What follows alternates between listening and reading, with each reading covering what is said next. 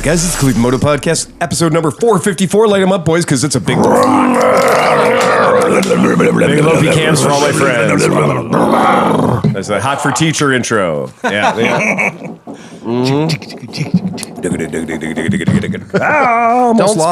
Almost lost one. They're down. Oh, that would have been a shitty start, man. That's my job. Fuck it, Phil almost spilled a drink. They're going to fire my ass. To my left, we have... Dan Kromke. To his left, we have... Aaron Botticher. What? Grombeardo. Thank you. So the people at home understand.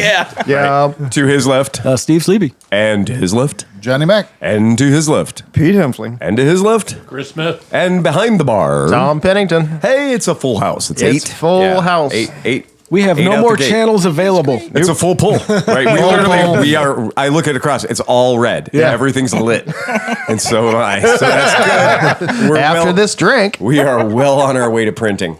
Okay. So a little bit about us. Last time we spoke, you listened. We went to the Rheingeist Brewery. We went to the one of my favorite garage brewed motorcycle shows. Got to see all of our friends that we only see at Mid-Ohio. Yep. So we're now calling that event Halfway to Mid-Ohio. Half Ohio. Half Ohio. The gift bags suck, though. Yeah, well, we all came home with some souvenirs, didn't we? But Mid-Ohio is halfway, so you have to be like a quarter Ohio. Yeah. Well, what did you guys bring home from the show, Dan? Couple of canned koozies and COVID. COVID, right? I brought the flu and COVID home. That was Sleepy. Yeah, fun. you got the double hit on that one. Sleepy somehow made a new form or a new strain of COVID. He was working the glory hole. Yeah. You know what, though? I did not expect that to happen at a chopper show. No offense, but Right. I don't know. The glory hole? Yeah. Yeah. Well, it's a lot of leather. A lot of leather at that event. Yeah. This is truly the definition of the strain of COVID that Sleepy had is now officially known as Slovid. Slovid. Because everybody else who was in the car knew within a very short period of time how sick they were. Yep. I was testing positive, feeling fucking great, but testing positive. Dan, not so much. No, I felt fine. Oh, you did? Yeah, I really didn't have any symptoms beyond my usual sinus. Right. And you tested hot too. Right. Well, So- I went and got Paxlovid that same day. Yeah, you qualify for that. Right. And I was like, yeah. My whole thing was like, Viagra got me into this. Viagra's going to get me out of this. I need Pfizer, right? Tom. Yeah. How did you test? I tested negative. No COVID. No nothing. I had like a little tiny bit of sore throat. Nothing. And now I have to preface this. Yeah, go ahead. This is not actually a criticism of New Orleans, and we have now hit the You anniversary. only have 3 days left. I know. I mean, that's So this is not a criticism. I have worn flip-flops in the French Quarter for 20 years. Yeah. Therefore, I am immune to I am a god. Yeah, COVID 1 through 4, you're done. You're done. Oh, I had COVID Mark 1. But COVID was calling each other. Like, oh, fucking Tom's here, dude. Oh, fucking Tom. But the morning after our teenage dinner with illegal Mexican cocktails. Oh, God. Yeah. I was so... Where the two tables that were adjacent to us were both full of people who were absolutely positively underage. Yeah. Drinking a 4-foot-tall margarita. Well, you knew you were in trouble when I said I'd like that non-alcoholic, and he was like, what? He had no concept. It was a gravity bong of margarita. So it took him what? It took about 15 minutes of talking to him to explain And what 3 interviews. And three interviews. 3 interviews. I was like, Now- okay, here's what I want you to do. I want you to make a margarita, but these are the ingredients. Lime, right? Ice, Yeah. something that's not alcohol, Right. right? Salt. Are we good? We're all paying attention here? We're cool? But he was like, Right? no, mine comes from this jar and ice. Yes. Yes. And he was just like, I have one margarita. Yeah. It's poured out of the batch. Yes. Yeah. And finally the other bartender came over and went, yeah. Yeah, we got you. Excuse him. You know. Now, You're right. I had the chorizo, and that was a bad plan. That's what did more damage, I think, to you. Absolutely. Because you were death warmed over. Oh, that was On Sunday morning. Like that chorizo did not go well. Yeah, I tasted that and scraped it off. Yeah, Dan, my burrito. Dan had it, was like, no. And I went, I'm in. And then I was like, nope, it's out. It was fucking awful. Oh, it was awful. Yeah. And I just had the elotes. I had the corn, and I had like a little chicken onesie burrito. And I was like, I'm fine. I was talking about. We went back to the room, and I So drank. you had some tangy chorizo. I drank. Oh, no. I had the chorizo. I drank a fifth of a third. No, a third of a fifth. A third of a fifth. Of Wild Turkey 101 while we were bullshitting. And I was like, Didn't kill the virus. I think I'm drunk. I might be drunk. And all you guys were just like, I gotta go bed. We gotta go bed. We go bed now. Go bed. Yep. And Well, at that time, Dan and I woke up and we were like, well, it's breakfast. Let's do this. This is great. You guys both came down looking like death warmed over. No, Yep. me, I was fine. Oh, no, not that day. I was fine. That You were day. fine? Yeah, Well, I was good. you've got some weird radar thing on your phone, too. Well, It you could be- I look could like feel death warmed sonar. over nonetheless. Well, yeah, I mean, Thanks, John. Appreciate that. I gotta wake up I to this accidentally thing. dropped that. You picked it right up. Right? Yeah, I'm cool. just used to it, though. I wake up with That's this just thing how every sleepy day, dude. looks. Yeah, exactly. I don't. All he's got to work with. That's right. But you were straight up fucking sick as a dog. Yeah, no, that sucked. You got mega sick. Yeah, it sucked. But like, I was like a day and a half behind you guys. Yeah, you were on delay. It was kind of weird, man. So like when you said that, I was like, when we were doing the text and you were like, oh yeah, Merritt's got it too, Right. and da whatever. Yeah. That's when I was like, Amy, go get some tests, dude. Yeah, buddy. And then I kept coming up negative for like days. Yeah. I was negative, and then when I started to feel better is when I fucking had COVID. So the flu kicked my ass. That was the hard Yeah. part. Yeah. COVID was kind of like it was kind of boring. I like how COVID eased you out of the flu. yeah, Yeah. It's nice. It's great. But the flu sucked. You can have all the pandemics. Oh yeah. Yeah. This flu that's going around just feels like a terrible hangover. Yeah. It is not a fun. For a guy who doesn't drink anymore, that I know. sucks. Well, that's what I said. After 2 years, I'm like, God damn it! I didn't think I'd ever have to feel like this again. No, Like, why should you? Yeah, right. Right. There's no reason that you should feel that bad. No. After that. Oh, it's no fun. But that going back to the before we got sick, so the show was great. I had Oh, a fun yeah. time show, but the hotel hang was awesome. That was some like that you guys were dropping some fucking like I don't care. That was the worst video we've ever recorded because the sound audio was quality terrible, is yeah. garbage. Oh, my right? God. Tom's over here. I'm way to fuck over Oh, there. it sounded all right. I don't hate did. it. I listen. I watched next time it, we'll bring so. the mic. Next time we'll bring the mic setups. The Britneys. Yeah, well, I mean, it was off cuff. It was great. I loved it though, man. I that's what I live for. I live for that. Since we're shit. talking about it, and we didn't really, did we cover our? I mean, we kind of sort of covered our favorite stuff. Yeah. So- I think the ultimate thing about the Garage Brood is whatever number of bikes there were. Does anybody have a count? Like, It'd be like 225 bikes. I thought it was smaller than that. No, I think it was because all Was it? upstairs. Because you have Okay. all the bikes upstairs. There was a big room upstairs. Yeah, with there a was. bunch I of bikes thought in it. I heard like a 200 number. Okay. Yeah, I think what they did though, I think it was 400, and they dropped it down to 200 really? for this year. Okay. Yeah, I think they made it a little bit smaller. I have to say that they managed to choose a really good cross section of motorcycles. Yeah, it was a good 'Cause there was a smorgasbord. very good blend of, and there's some weird shit. Like there was like I'm not going to say a brand new metric cruiser, but it was like a Yamaha Striker that somebody put like a shotgun or Yeah, Remington 870 with the Yeah, stock cut yeah. off and like a get back whip Yeah. and just like all of the stereotypes. Right, but everybody was represented, like you're saying. So Oh, that- all the guys with the mustaches that were curled and waxed, they had their There things. were a lot of artisanal barbers there. Now Yeah, after review the ZG, what is it, ZG14, the concourse that dude had cut up. That was actually all right. That yeah. actually might be my favorite bike there. And this is that kind of thing. Like there was shit at that show where you're like, well, I didn't see that coming. No. That's fucking weird, but I like it now. Yeah, Yeah. It was a cool show. it was a great show. really, really cool show. The There was definitely some creativity on the bikes too. It was a lot yeah. of, it wasn't. There were some cookie cutters, like a couple of the choppers. You're like, yep, that's a chopper. Yep.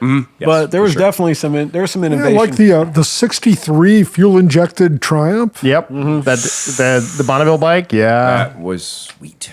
Yep. Yeah, that was. I actually had to do a deep dive on how mechanical fuel injection works just because of that bike, because I kind of got the concept, Right. but I didn't know how it worked. And after a little bit of a dive, I was like, oh, that makes more sense. It is crazy fun. Oh, yeah. And when you start, this was a great show for people to stand there and point at shit. Yep. And just go like, did you see?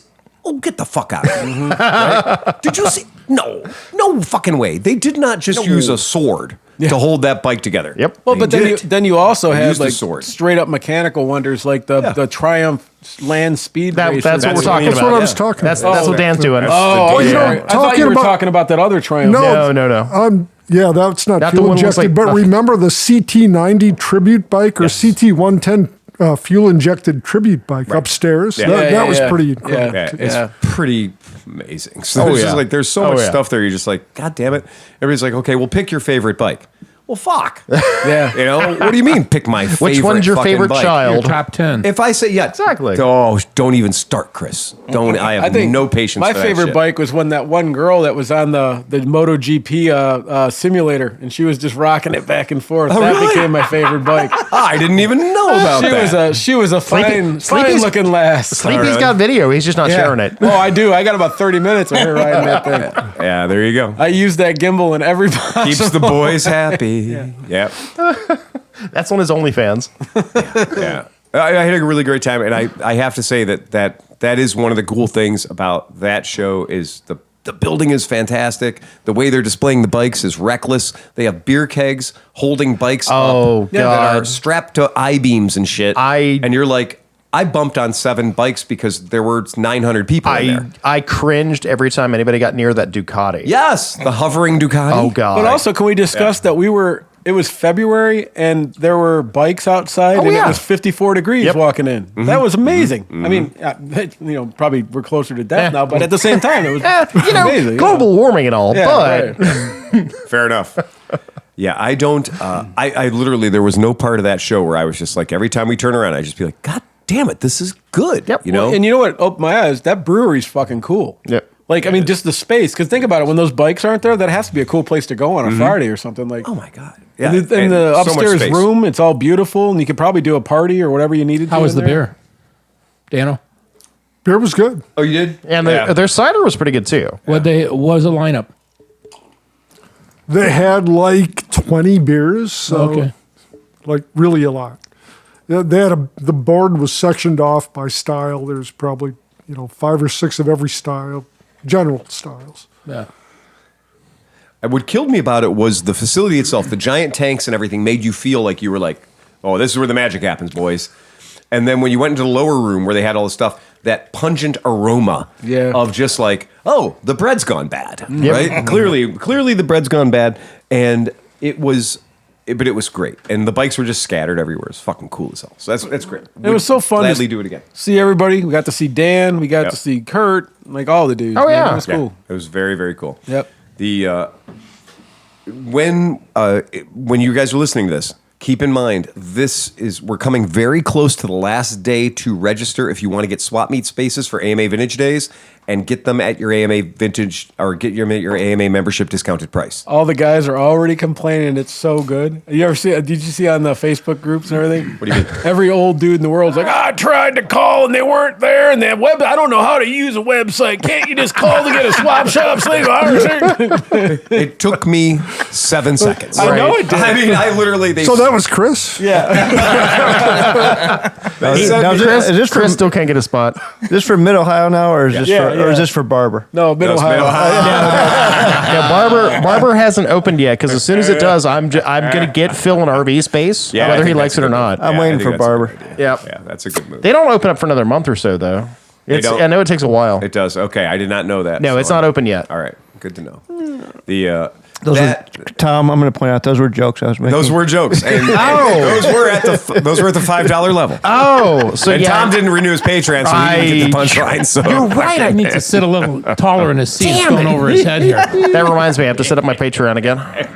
Hey, Aaron, down there at Grombeardo. Have you ever been down to Barber? No. Well, you should go. I'm going down for the. Have you been down to Mid Ohio?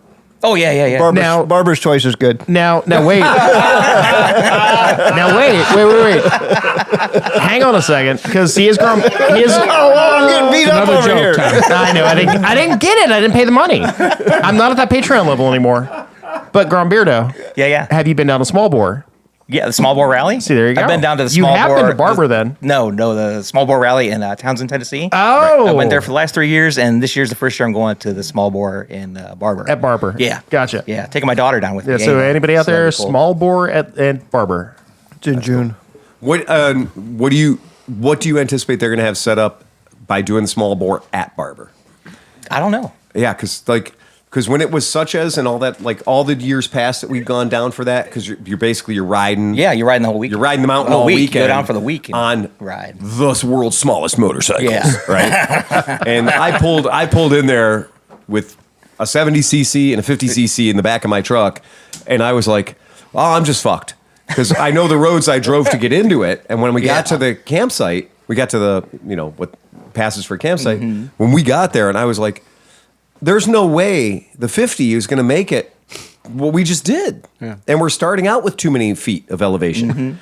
And so I'm just jetting, and I'm just down jetting and making air go into the motor, going, maybe this will do it.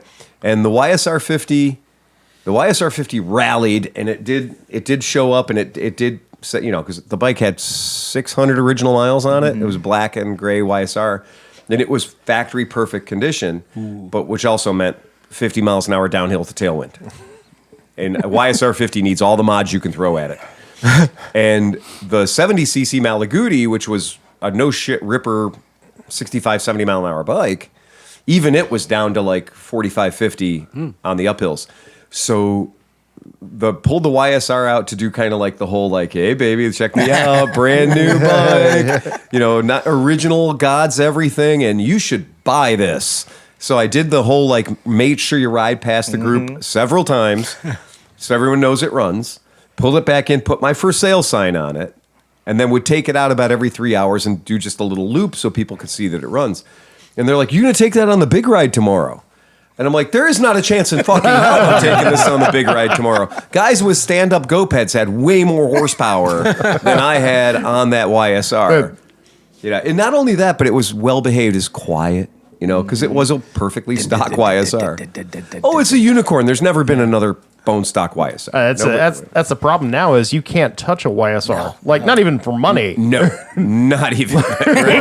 No, like YSRs are just gone. Right. Yeah. Well, when we were walking into Garage Brood, there was a YSR out front that I could hear the distinctive ring-a-ding-ding of a completely outlaw Team Calamari exhaust system. Yep. And an 80cc cheater class, right? Yep. And I was like, and there's this kid rocking it, and that kid was what, 6, 7? He was probably 10. With a cowboy hat. Just fucking, and just stroking it. Yeah. Just, and we were all the adults were all standing in a circle going, that's the way it should be. But the best part, if you looked at the kid, man, he looked nervous because all these adults were telling him to do it. Yeah. But when it went ring like that, he did his little. Oh, dude, the smile kicked in. The pin engaged in his brain. Yeah. And I was like, this kid's going to get on and fucking Roscoe this thing right down the street. Well, that's what I was hoping that somebody told him to not kick it in the gear. Because I was like, this fucking thing's at 12,000 RPM. If his toe goes down, that fucker's going, man. Years and years and years ago, when we used to race at Circleville, we would share the track with Team Calamari all the time. That's just how you did it, and that's how you got your laps, man. Sometimes we'd be out there with goddamn go-karts, and that shit's dangerous. So I saw the bike, and I was like, shit, Team Calamari. And the dad looks at me, and he goes, yep, that's where it all came from.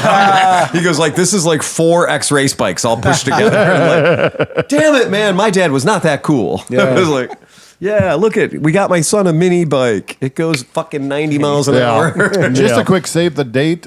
Kevin's going to be racing out at Nelson's Ledges.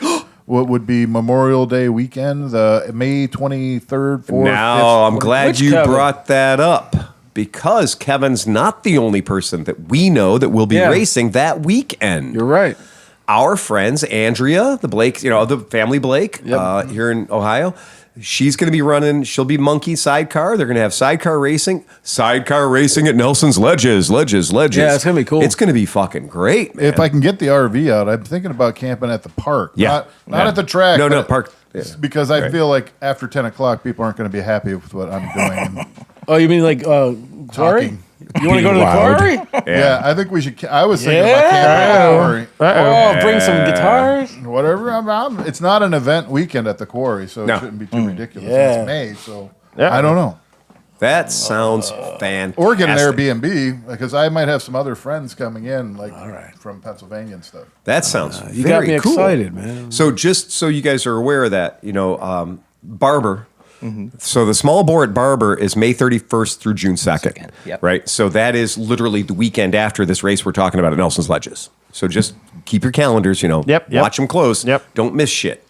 I have seen pictures of mariachi at the trials in the back, way in the back of Barber. Okay. They have a mariachi band that plays on the trials course, and I'm like, years I have not gone to this. Why did you not lead with the mariachi band? Okay. There's very few things in life that I said, like, there's no such thing as bad pizza. Yeah. Right? Also, if mariachi shows up, Oh, yeah. it is the best thing. Yeah. And you're like, no, they suck. No, they're no, here. no, Yeah. no. Right? They I did know what worse- those pants cost. Yeah. I'm in. Worst mariachi band in the world. I'm still there. I'm still there. I'm watching that shit all day long. You could give me White Boy Mariachi, and I'm just thinking this is I don't a good know day. of a time where I've heard a mariachi band that I didn't leave happy. Yes! Exactly. Right? Yeah, Exactly. Right. It's one of those things where you're just like, at a certain point in your life, there's a thing that your brain goes, I didn't know it. I love mariachi music. I just fucking think it's As the soon greatest. as you hear, that's it. Yeah, That's- I'm in. Yeah, that's- I'm in. Just somebody playing. There is probably going to be margaritas. This is going to be great. You have to And admit, we are exactly 2 hours from but my favorite part is Mica that Besa. the big baritone guitarist. Yeah. There's always a guy that looks like the guitar playing the guitar. Right. So like There's it's supposed to never be been a in skinny front guy of with him, one of those. but he's literally playing the strings flat up here because the body in the gut. And now the last time we were in Tijuana, we rolled into the Tijuana Mariachi Park. Yeah. And we rolled in during like a mariachi competition. Oh, God. And we were all on the scooters and it was badass. And we're like, this is a mariachi competition. This is the coolest thing in the world. And my buddy looks over and he goes, no, it's like Sunday, dude. That's just Sunday. It's called Mariachi Park for a fucking reason. Yeah. It's not an organized competition. It's more of a loose gathering of mariachi. Right. And they're like staring each other down. And I saw the all-female mariachi band. Oh, yeah. But they did have the girl on the baritone guitar. Yeah. And Flat-picking. she was flat picking his eye. I know what it And their is. Because picks she are had like been- this big. They Dude, hold she these had fucking been- plectums like that. Dude, she had Great. been blessed. Yeah. And this was one of those things where you're like, she hasn't seen her feet since she was 7. Yeah. And now there's a giant guitar on her. Yeah. And I was like, this is incredible. And then you realize she doesn't have a strap. It's just balanced. It was a feat of engineering. That's all it was. And I was just sitting there and I'm just watching and I was just like, and they're like, so you really like this band? And I'm like, I'm just trying to figure this shit out. I'm just looking and I'm just trying to figure it all out because it's so much It going on. boggles the mind. It Yeah. does. It really fucking does. So cool, though. So fucking cool. So, yeah, please, if you're around Memorial Day weekend and you can get your ass to Barber, Nelson's Ledges. Get to Nelson's Ledges, man. Why not? Here's a plan for you. Go to Nelson Ledges and then get on your small bore. That gives you a full week to get down to Birmingham, There you go. Alabama. Now that's pretty good idea. That's fucking hero shit. That's a right hero. there. That is hero shit. And the Yeah, weekend good for after you. that is the small bore rally in Townsend, Tennessee. So There you You can go. double that. Yeah, You can yeah. double back. You can double that. Kevin is on the racing way sort back. of a small. He's running the CB 160 class. He is. That is a small bore. Yeah. Hey, if you got a CB 160 on the track, there's not a lot of tire back there. Yeah. Well done, you. He's Good done man. a lot to that bike. I You probably like, can't recognize it. a lot of kibble white. A lot of kibble white. I'm building a second motor, and now I realize how much money I have in the first motor. Right? Yeah, because it do stack up real quick. That's super fun. We have Aaron here, right? So Yes. we're gonna throw a little bit. We're gonna throw a little bit this way. So have you kept your eye on this 200cc Freedom America? Everybody's got a hard on for this thing. I know, Right? And I talked to the guy, the inventor of, yeah, right? yeah. And he's a super nice guy. Yeah. And he's a really, really great guy. And I was like, well, okay, cool, man. Send me a couple of them. Oh, nice. I'll write you a check. Nice, And he yeah. goes, get in Gone. fucking line, yeah, pal. Yeah, you only made 108 of them or something. And he goes, get What in is it? line. Oh, I'm so glad you asked. So it's the Freedom Fighter 200. Is that what it's Yep, called? yep. Right? Freedom Fighter. And by the way, props on the name for just being unabashedly. Yeah. Right. Unabashedly. It should just come with an eagle. yeah. Right? Bald eagle on the side, and It's American fuel flag somewhere. injected, not Grom sized. It is a tweener. It is not Grom. It is not Benelli TNT, but it is also not CBR 250. It is a tweener. And I mean, it's a tweener in so much as it's one of its defining features is a stunning lack of tire options. Because right now, the only tire you can put on this motherfucker is the cordial that comes on it. Now, we've pushed our cordials on our Benelli TNT 135s pretty hard. Yeah, they're not But bad. that's a 12-inch. That's a 12-inch Right, tire. Yeah, these are 14. And these are 14s, Yeah. and that and does. it took 500 miles to scrub in. Like before you could Yeah. really get loose on those, man, those yeah. tires. But they're not they bad. take a good little while. To Yeah. come. But I was surprised that the cordials were not just a disposable Chinese tire that's going to burn up in yeah. 200-300 miles. So that is come on down here, Freedom Fighter 200. Us talking about it is mostly just masturbatory because at this point you can't say I'd like to order one. I'd like to have one because you nailed it. It is. There was 108 of them. Right. and that's purely a vanity project. That's purely, look at what I'm going to do. And And who's behind this? so this is a guy who's been doing performance car parts for Nissan Skylines. Yeah, and yeah. A lot of high-end JDM shit. The turbo and like Yep. EFI stuff, like for those. And Okay.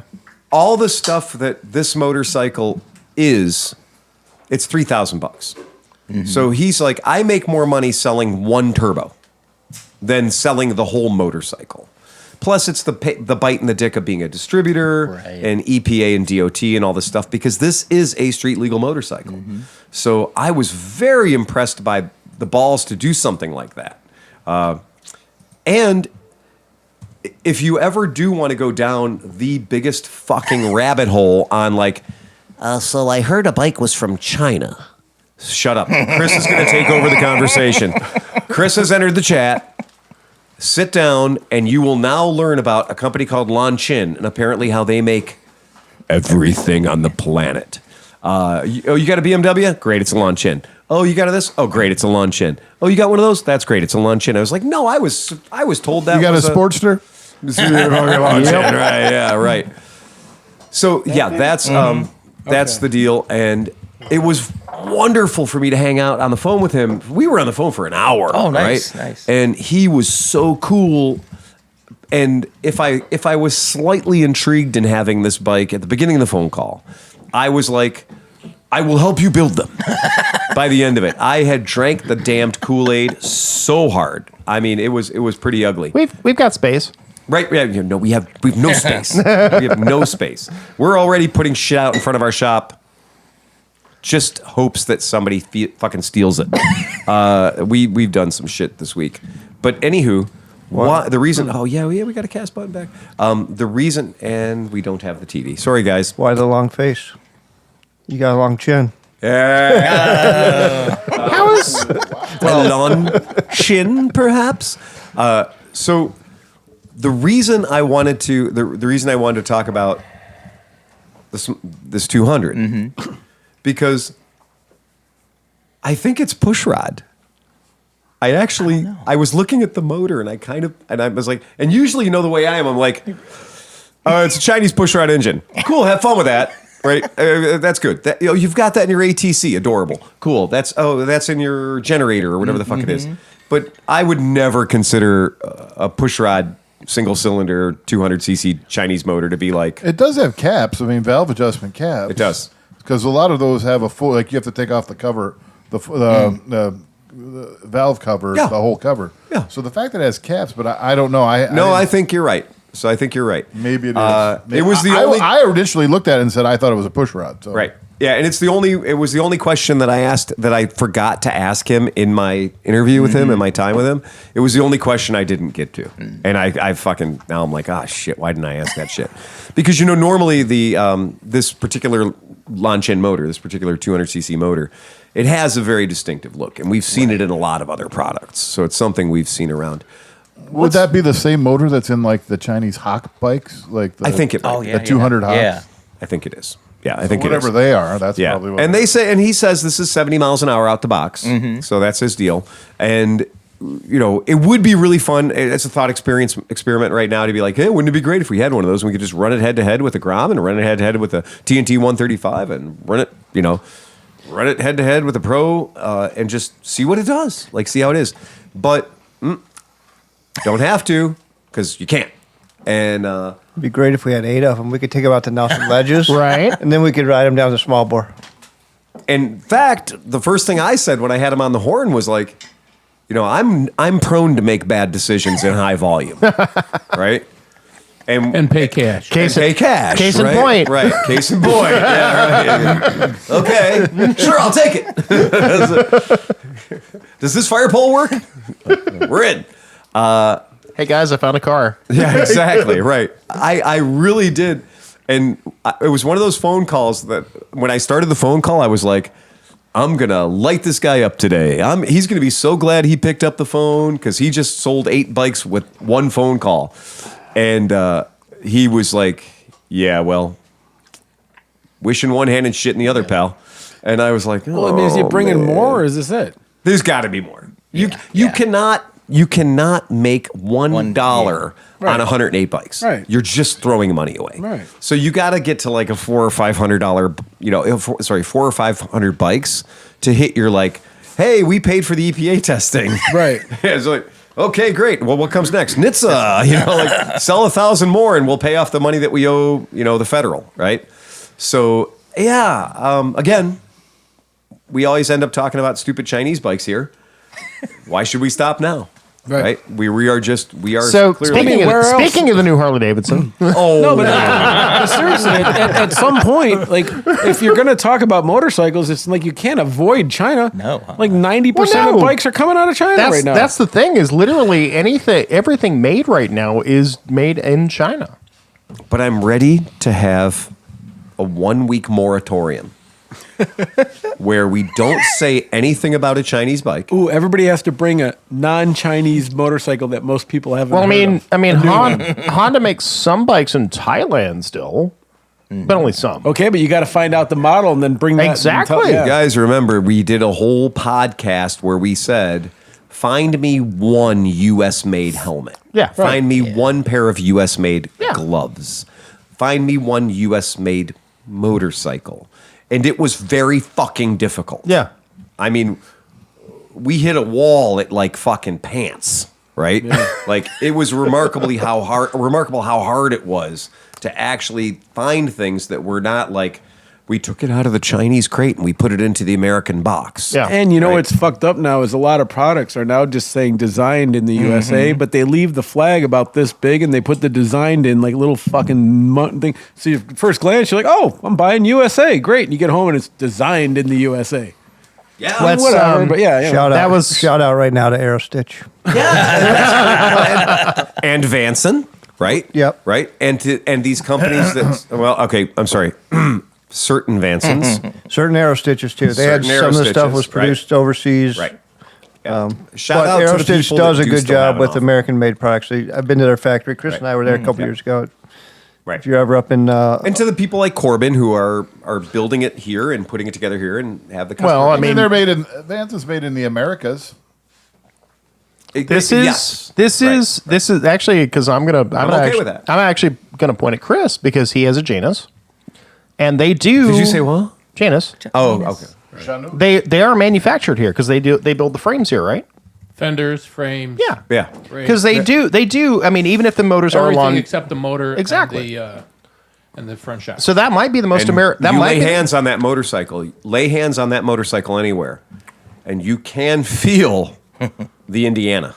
Yeah, no, it's real. Yeah, there is definitely that might be the right. most American motorcycle we got right now. If you take a Like not being serious. screwdriver or something and you tap the frame, it makes that ting. Where like my old my Grom that I had, or my Grim. Grim. When you slap the Grim, it made this like a dead not metal noise. You know? Like, Yeah, I know. It's Believe me, like I know. soft. yeah. Right. Like this will probably bend if you're right. There's like, it's good. It's good to have a little frame flex, It keeps you on the track. Ducati's been selling frame flex for fucking 30 years, right? We don't want it to be brittle. If it's too hard, it'll shatter. This way, a little bend, you can just bend it right back. Yeah, That's right. What's the M stand for in Grim? Malleable. Oh, Oh, so I mean, this is your jam. This is your whole world, Yeah, well, but mainly I'm just more like just the Groms. right? Yeah, and like stunting Groms and stuff. Yeah, But yeah, right. yeah. So there was a Grom with a CBR 300 motor that popped up on Marketplace the other day for a couple, like cheaper than I could have built it, and it took me everything I could do not to buy the damn thing. Yeah, and that's 'Cause it was a popular, CBR pretty popular thing. Yeah, right? apparently- That's like version. that Mike Davis guy. He did that to the TNTs. He was putting 450s in them. Oh, yeah. and those. And he did. I don't know how many he did because he was on a where was that thread? I don't know, but he was like it was a giant thread, and he was doing everything. This guy, he's awesome, but that thing's scary. It does like $110 on and tiny on wheels, 12-inch wheels. with more short to go wheelbase. too, man. Yeah. I'm going to go the opposite direction. I'm going to get a Road King and put a Grom motor in it. Well, that's what that one Bikes and Beards dude got a Harbor Freight 212 motor and slapped it on his did see Road that. King. I did Yeah. see It probably makes more horsepower than the Road King does stock. So Oh man, that's terrible. That is fucking awful. See, I like Harleys, man. I don't know. Does anybody else here own 5 of them? I'm waiting. hey, Let me tell me again how much you love Harleys. hey, Sleepy. I'm saying. No, I get it. And the Sleepy's in fact on that it. we're talking about this right now, Yeah. and the fact that we're like, and I'm like, fuck, man. Oh shit. Because it's one of those things. It's like literally, it's like if you introduce your dog to like a good food that you don't want your dog to eat all the time because you like it. Yeah. You're not helping yourself, right? So, like, if we introduce you to a Softail, like the entry level thing, because Yeah. you're too fat for a Sportster, let's be honest. Yeah. And you're not built for a Sportster anymore.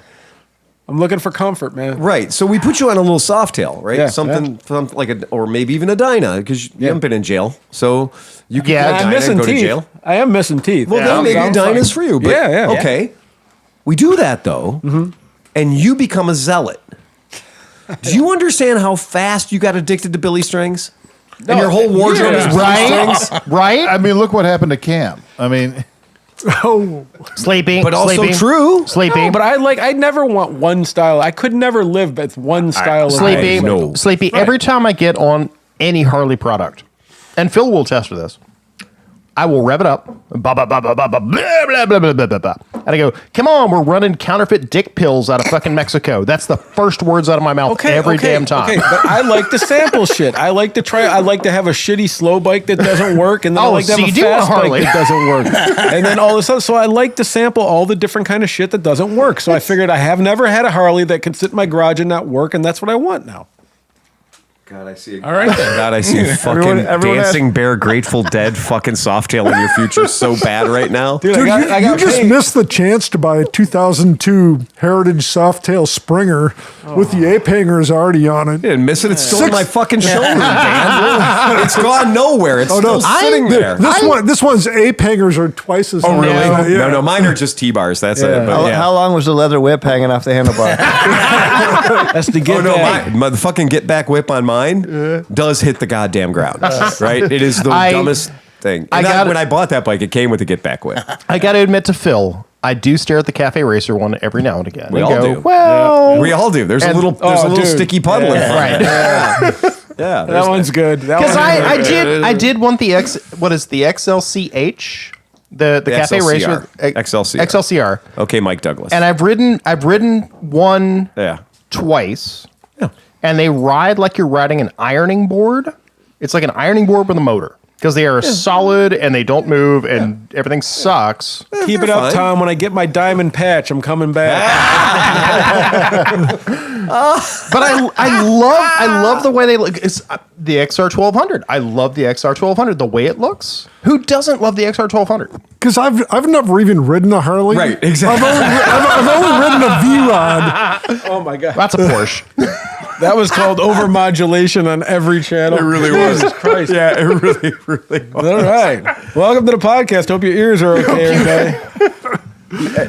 So push back a little. We'll fix it in post. We've had no doubt 100 fucking Harley Davidsons come through the shop since we've been open, and I've sampled all of them, and I have developed a passing interest Not enough to buy a shirt or a hat or a belt buckle or anything. Or join the cult. It's just fucking a I motorcycle. don't see a 72 lot of note. eagles on your Harleys. No, you don't. And also, I have to tell you, I have never, and this is true, I have never, not once, not ever purchased an item to put on my Harley Davidson from Harley Davidson because I have access to Parts Unlimited. Yep. So Wait a minute. Where do you get your gremlin bells? I know. No, there's an app. Just like all those little the little gremlin 1-inch bells and the fingerless gloves almost caused me to fire James. He's like, people want to have gremlin bells. And I was like, not in my fucking store. Just not in my yet- I fucking always store. wondered why you had a rack of those fucking things. I was like, this does not seem very foolish to have. I'm doesn't super fit. angry about it. Sleepy. Super angry Sleepy. about it. Yes. Sleepy. I think we touched a nerve. When I first moved into the shop in the back, and I started going through all of the things, Yep. and I found and I'm not exaggerating when I say this, the 100 Harley Davidson oil filters, because he's got both the black and the chrome. That's because James had a Sportster. And I he needed boxed- to have oil filters. No, it's because James wanted to service guys who rode Harleys. Yeah, but Wait, glory did I hole. say that right? Glory, I don't know. Exactly right. this is back to that glory hole conversation. Was he going to So- Smedley's? Was he service him because- calling it Smedley's? He's down there like, bring it on over. We got you over here. Have a beer while we do your service.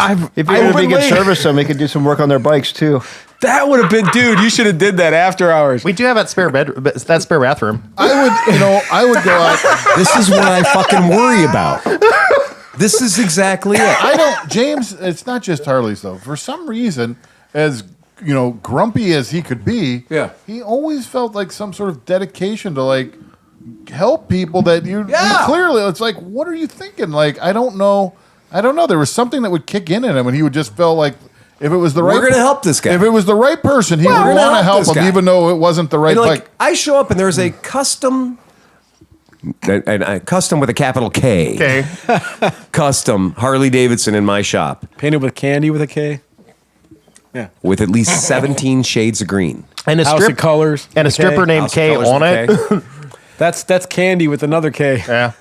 And it's a Springer, and it's all the things, and it is a custom with a K, and it is owned by a 70-year-old guy Get who put wet. this thing together 20 years ago, and it is his only motorcycle. Did it have white hand grips?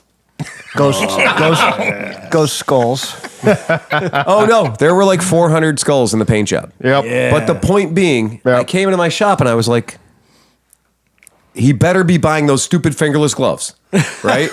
Because I have a rule about fingerless gloves. I have rules about skulls. Yep. Like my shop is a Hey Phil. no bro zone, Hey right? Phil. That helmet that the Germans wore that We were a Nazi helmet? No, Yeah. we don't sell those. Go fuck off. You don't wait. How about the hard baseball caps with the flipped up brim? We don't sell those either. Go fuck off. There are places you can buy that, not from my shop. Right. I'm okay. It's my goddamn shop. If you don't like it, open your own fucking shop. Yeah. And I'll come to it. Yeah. I'll check it out. and not I might buy the some Nazi shit. helmets and fingerless gloves. Did you see the Gremlin bells I bought? Yes. They have there. I have Peterbilt truck 18-wheeler cab Gremlin bells. A whole It's rack of them. A rack of them. I know- have fire plug Gremlin bells for the people that are red curious, right? That they back the red. They bled for red or whatever. I've got. Do we the have- dumbest? Do we have the Baja Blast ones? I didn't know they made them, but I'm clear- going to the tell clear you blue- the clear I'm gonna aqua make line. it very clear. When I bought these, it was a challenge of stupidity. And you met the challenge. And yeah, and I was like, made in China. My cost $7.38 per. We're going up at $30 retail. I'm gonna start putting those on all the new all the GT 350 300s that roll out. I'm just gonna start putting the bells on. He has no idea. You fucking no idea. I can find horrible shit for you to do at the shop. I know. I can just put you on squirrel detail. Just make you. Oh, they're I'll back. give you welder's gloves, and I will make you get squirrels. They're back. They're back. They have I the know new they're hole. back. The hole's bigger. The hole's bigger. The hole's fucking bigger. And they were like, fuck the can't foam. shoot They went through back to the metal. wood. No, okay, but now I got to get the squirrels out the hole so I can put the metal up. Okay. And that's why we need the welder's gloves and Tom to get on squirrel detail. Yep. The metal- Because the squirrels will not voluntarily leave now. So don't have Phil, a the pellet metal gun? can't be aluminum. It has to be steel. They will chew right through aluminum. Oh God. They'll also chew through fucking nothing if they're dead because I'm straight up all about Crossman action. And I'm like, I got a Crossman. Oh no, you need my Chinese air gun, dude. In BB gun one news, I pump. bet you a skeet shoot just right into that hole. I will bet you that these fucking squirrels are so fucking tame right now that Tom could grab them with welding gloves on. I'm actually teaching them to work 8 and 10 millimeter wrenches because they can. They're my new We're assistants. just going to send them in for the fucking mice that are that's chewing what up the wiring size harness. their nuts exactly. You know how this all started? Do you remember when we were doing a crackle Talking cast and that about Harley retarded? Davidsons. No, and that retarded squirrel was on the thing, and then he went in the shop. hey, He we told don't everybody. use that word here. That was a squirrel. It's not a human. That's an offensive word. He was a squirrel on the spectrum. Yeah. Right. I think it's only offensive, but you can't call a human that. But a squirrel's a squirrel. You can call timing that. Right. Timing is important. You can call me that anytime you want. Thank you. We're not saying anything, but he was hitting a little late. Yeah. Right? Yeah. But remember, y'all are regarding paying, the Harley remember, y'all are thing, paying for this. we're okay at the shop working on what we choose to work on. And there are Harley Davidsons that I do work on. Yeah. Tom, when Tom Oh, yeah. showed up, the first bike I gave him was like, here, this is our friend's Harley. It was no. The second one, I guess, Yeah. was the Sportster 1200, and it fired right off. And I said, "This is the smoothest riding." Okay, that's what it has to be to get in my shop. Yeah, Right. It was It the has coolest to sports car be I'd ever handled. fucking lovely. Yeah. It has to be unfucked with. Or completely fucked with like that blue one you got. That's awesome. Oh, that sport That's been virtually that can't de-Harleyfied. fade. yeah, Yeah, it right. has. That's beautiful, man. It's See- got the ground motor. I can say that all my Harley riding experiences, the few that I've had, but I have had a few, were all pretty much pleasant. Two. I mean, they were very pleasant. I enjoyed riding the bike. I like the cadence of the motor. It's fine. I've ridden a Road King. I rode the nicest brand new ultra classic, fully loaded. Was Right. fun. I'm like, I can see Peggy and I riding around on this. If and I've I'm ridden going to couple ride a sports- cruiser, I'm going to ride a Harley Davidson I mean, cruiser. I enjoyed riding a mean- Sportster. Sportster was fun too. I mean, it For- wasn't fast. I mean, it wasn't And it didn't break down on I-90. Right. a hell of a lot better than that Moto Guzzi I rode. And to bring this back around, I spent 2 full years as a mechanic at a big dog shop. Right. So I know big old crazy flames and ghost bullshit and everything else you want to know. I've been there, and some of them ride really well. It's just, I'm not trying to fucking, as they say, I'm not trying to yuck your yum, man. Yeah, Like, yeah, I want you to have a yeah. great time. I want You can get everybody into to be leather and super fun spikes and all cool. you want, yeah. It's cool. It's not the way we lean. Yeah. Right? It's not the way we lean. And I'm joking with Sleepy, obviously. I'm teasing I'll ride a him Harley. really hard I about just it. won't buy a Harley.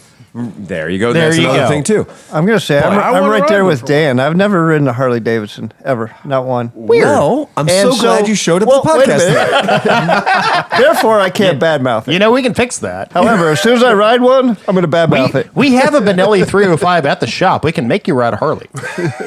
Well, guys, the reason I called you all together tonight, do you know what I have been secretly for the past 2 weeks paying attention to something and I don't normally pay attention to? Something that's normally not on my goddamn radar. Mm-hmm. But I have discovered, Taxes. I fucking wish. No, Dude, that has been first and foremost in the shop for the Tom past can couple tell of you, weeks. Yeah, we're no, this not- is this is not this is the exact opposite. This is not a pleasant topic around that. I can give you about 9,000 reasons why I don't like my tax man right now. Yep. Okay. Now, the best value, because we have all watched the price of used motorcycles get downright. It's getting Not affordable. advanced. It's getting affordable. Dude, that's why I started talking to you about a Harley. Is like some of the ones that are actually cool are affordable. Now in Okay, some ways. if you've got a CB 1100F, right, with rusty wheels and whatever, and you see that shit and you're like, how does this guy think he's going to get $5,000 for this 1983 Dohawk bullshit, whatever? And you'll see like an SV650 going for $5,000, and you're like, You had there was the custom CX500 Silverwing for the $9,000. So guys, before Phil goes any further, yeah. I'm going to say it out loud. Meekum Auctions. What is it? The H2 with the Kawasaki backwards. Again, Or the fake one. That was one of 3 war crimes that occurred at one auction. Because there were 3 of them. Right. And that's the problem is people are like, you know what? You remember when we used to rip people off on eBay? Now we can do it in a nicer surrounding. They got hit because like they come across as saying like we inspect these, we have professionals, we have the so when that guy came to look at the fake 900, they got the real fucking expert, and his first thing he did was he put his finger on that plate and he was like, "There's a ridge here. That's not a 79, that's a 77." Exactly. And like he was nailing, and it's like all of a sudden all these guys that bought $7 million cars are probably like, did I get what I paid for? Yeah. Like, you know? I will caution you guys, please, please, please, before you have an opinion on this, go to the Mecum site and read their letter that states if you are listing a vehicle there or if you are buying a vehicle there. And they go on for 14 paragraphs about how fucking careful they are. And then at the end, they have one sentence. We are ultimately not responsible for the authenticity of anything that comes across our sale. Oh, yeah. Despite 14 paragraphs telling you how careful they are. Yep. It takes one sentence to wipe that all away. Right. And that's what Sounds I'm like saying. it came from Ed and legal. And I think that they were Didn't come getting. from that legal. I think they were getting, unless your car was like the bike was like the premier, like they knew ahead of time that this was a $5 million car. I think a lot of these other bikes were just like, oh yeah, we totally looked at it. You go look at your bidder form. Go online, look at your bidder form for Mecum. That you're going to pay what you're going to pay for your buyer's fees. And you're also going to sign, you are going to sign in order to be a bidder that you will not litigate. Yep. You are signing away your right to sue. They win all around.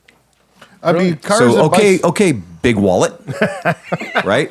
So you got rooked. Caveat fucking emptor. Yep. As is, where is. How many times have you been to auction? They say, Oh, yeah. Well, because no. I take that back. Because most auction houses will have arbitration. Yeah, You but have a you're return. signing. You are But signing. Mecum does not have arbitration. Mecum No, has you're you buy what you get. You guys, You get what you read buy. it. Don't Exactly. talk about it. that Tom. Kawasaki was Read built it. for Mecum, as well That's as most of the exactly right. cars, most of the shit Yeah. you see. It is built for Mecum vehicles. Yeah. Guys are building cars because they can take them to Mecum, and they're building them. And Look. at the end of the day, it's getting sold at auction, and the guy's not even going to drive it. Look, The guy's gonna- look. So how much shitty shit is happening?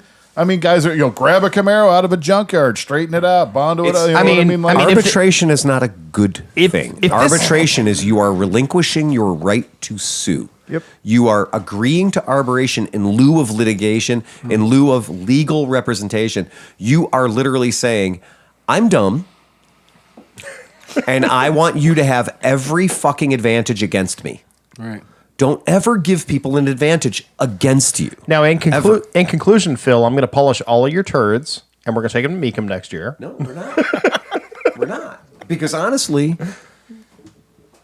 I'm not willing to pay the seller's fees and roll in there like Stephanie just did and have all of our friends Oh, yeah. watching at Skidmark Yeah.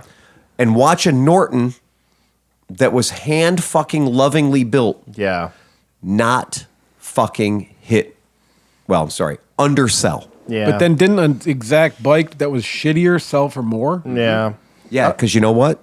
They The blew early bird gets the worm, but the second mouse gets the cheese. Yep. Right? So if you're the first Norton to go through Mecum, you might find Norton asshole out in the crowd. But once he's satisfied and he shot his load, he's not looking at yours. Well, did they tell you? Because that seems like Yeah, it would they be- do. So, like going into that, why wouldn't they pull theirs? Then and be like, "I'll wait till the next one when you don't have a Norton." Oh, I'm sorry. Did you not drive that motorcycle in the back of your truck to goddamn Las Vegas or Florida? No, but I'm Are you saying- gonna stay there for another week? No, but I'm Yeah. saying, wouldn't it make? And I don't know. I'm just proposing. Like, Please, yeah. wouldn't it make sense for Mecum themselves, for their income and everything, to not double up on rare, interesting things? Oh, no, they don't give a shit. They just want money. they'll roll Corvette after either way. Corvette after Corvette. was They gonna don't get say. to be back. They don't. They'll roll Corvettes all day. I mean, look, Mecum figured out how to print money a long time ago. Yeah. And we are lambs to the slaughter. Yep. We are lining up to do that. At the end of the day, they get paid no matter what your car sells for. That's right. Oh, yeah. Right. And maybe there's a percentage based on the amount, but they don't care. They're a real estate agent. Yeah, you're right. They don't care if your house sells for 150 10% or on this end, 130 or 5% on this end, whatever. 15% I'm on still the getting other. my chunk. Yep. So, folks, that's just that. And again, we're all talking about somebody who went in and said, if any of these guys, and we're saying Kawasaki H2, Z1R, whatever, any time there's been this fraud, which John says, they're built to fool. Yeah. They're foolers, right? If you get caught, how many times has anybody ever seen me go, oh, hey guys, I came back to my swap meet spot and I got this fucking kick-ass bike I bought at Mid-Ohio or whatever, and I gave the guy $1,200, $1,300, $1,400 for it, and I realized that it's got a kind of a big problem. Right? Okay? And maybe there's a reason it was so cheap. Right. You don't see me going back and being like, hey, fuck knuckle, you fooled me. Yeah. No, I fucking take my chops and I fix it and I do it because I was raised with a certain degree of ethics or morality or pride, right? Or I'm dumb as hell. Or whatever, right? But you can't make a stupid decision and then blame the guy Yeah. that tricked you. You know, Fool me once, shame on me. yeah. Fool me twice, shame on me again. Yeah, right. Right. Fool me a There third is no time, pass, I'm laundering money through Mecum. And so, okay, but right now, the best value, hands down, and I can back this up. The best value is a 10-plus-year-old Sportster. We talked about this, I- and he's not wrong. 4,000 miles, 10 years old, Yeah.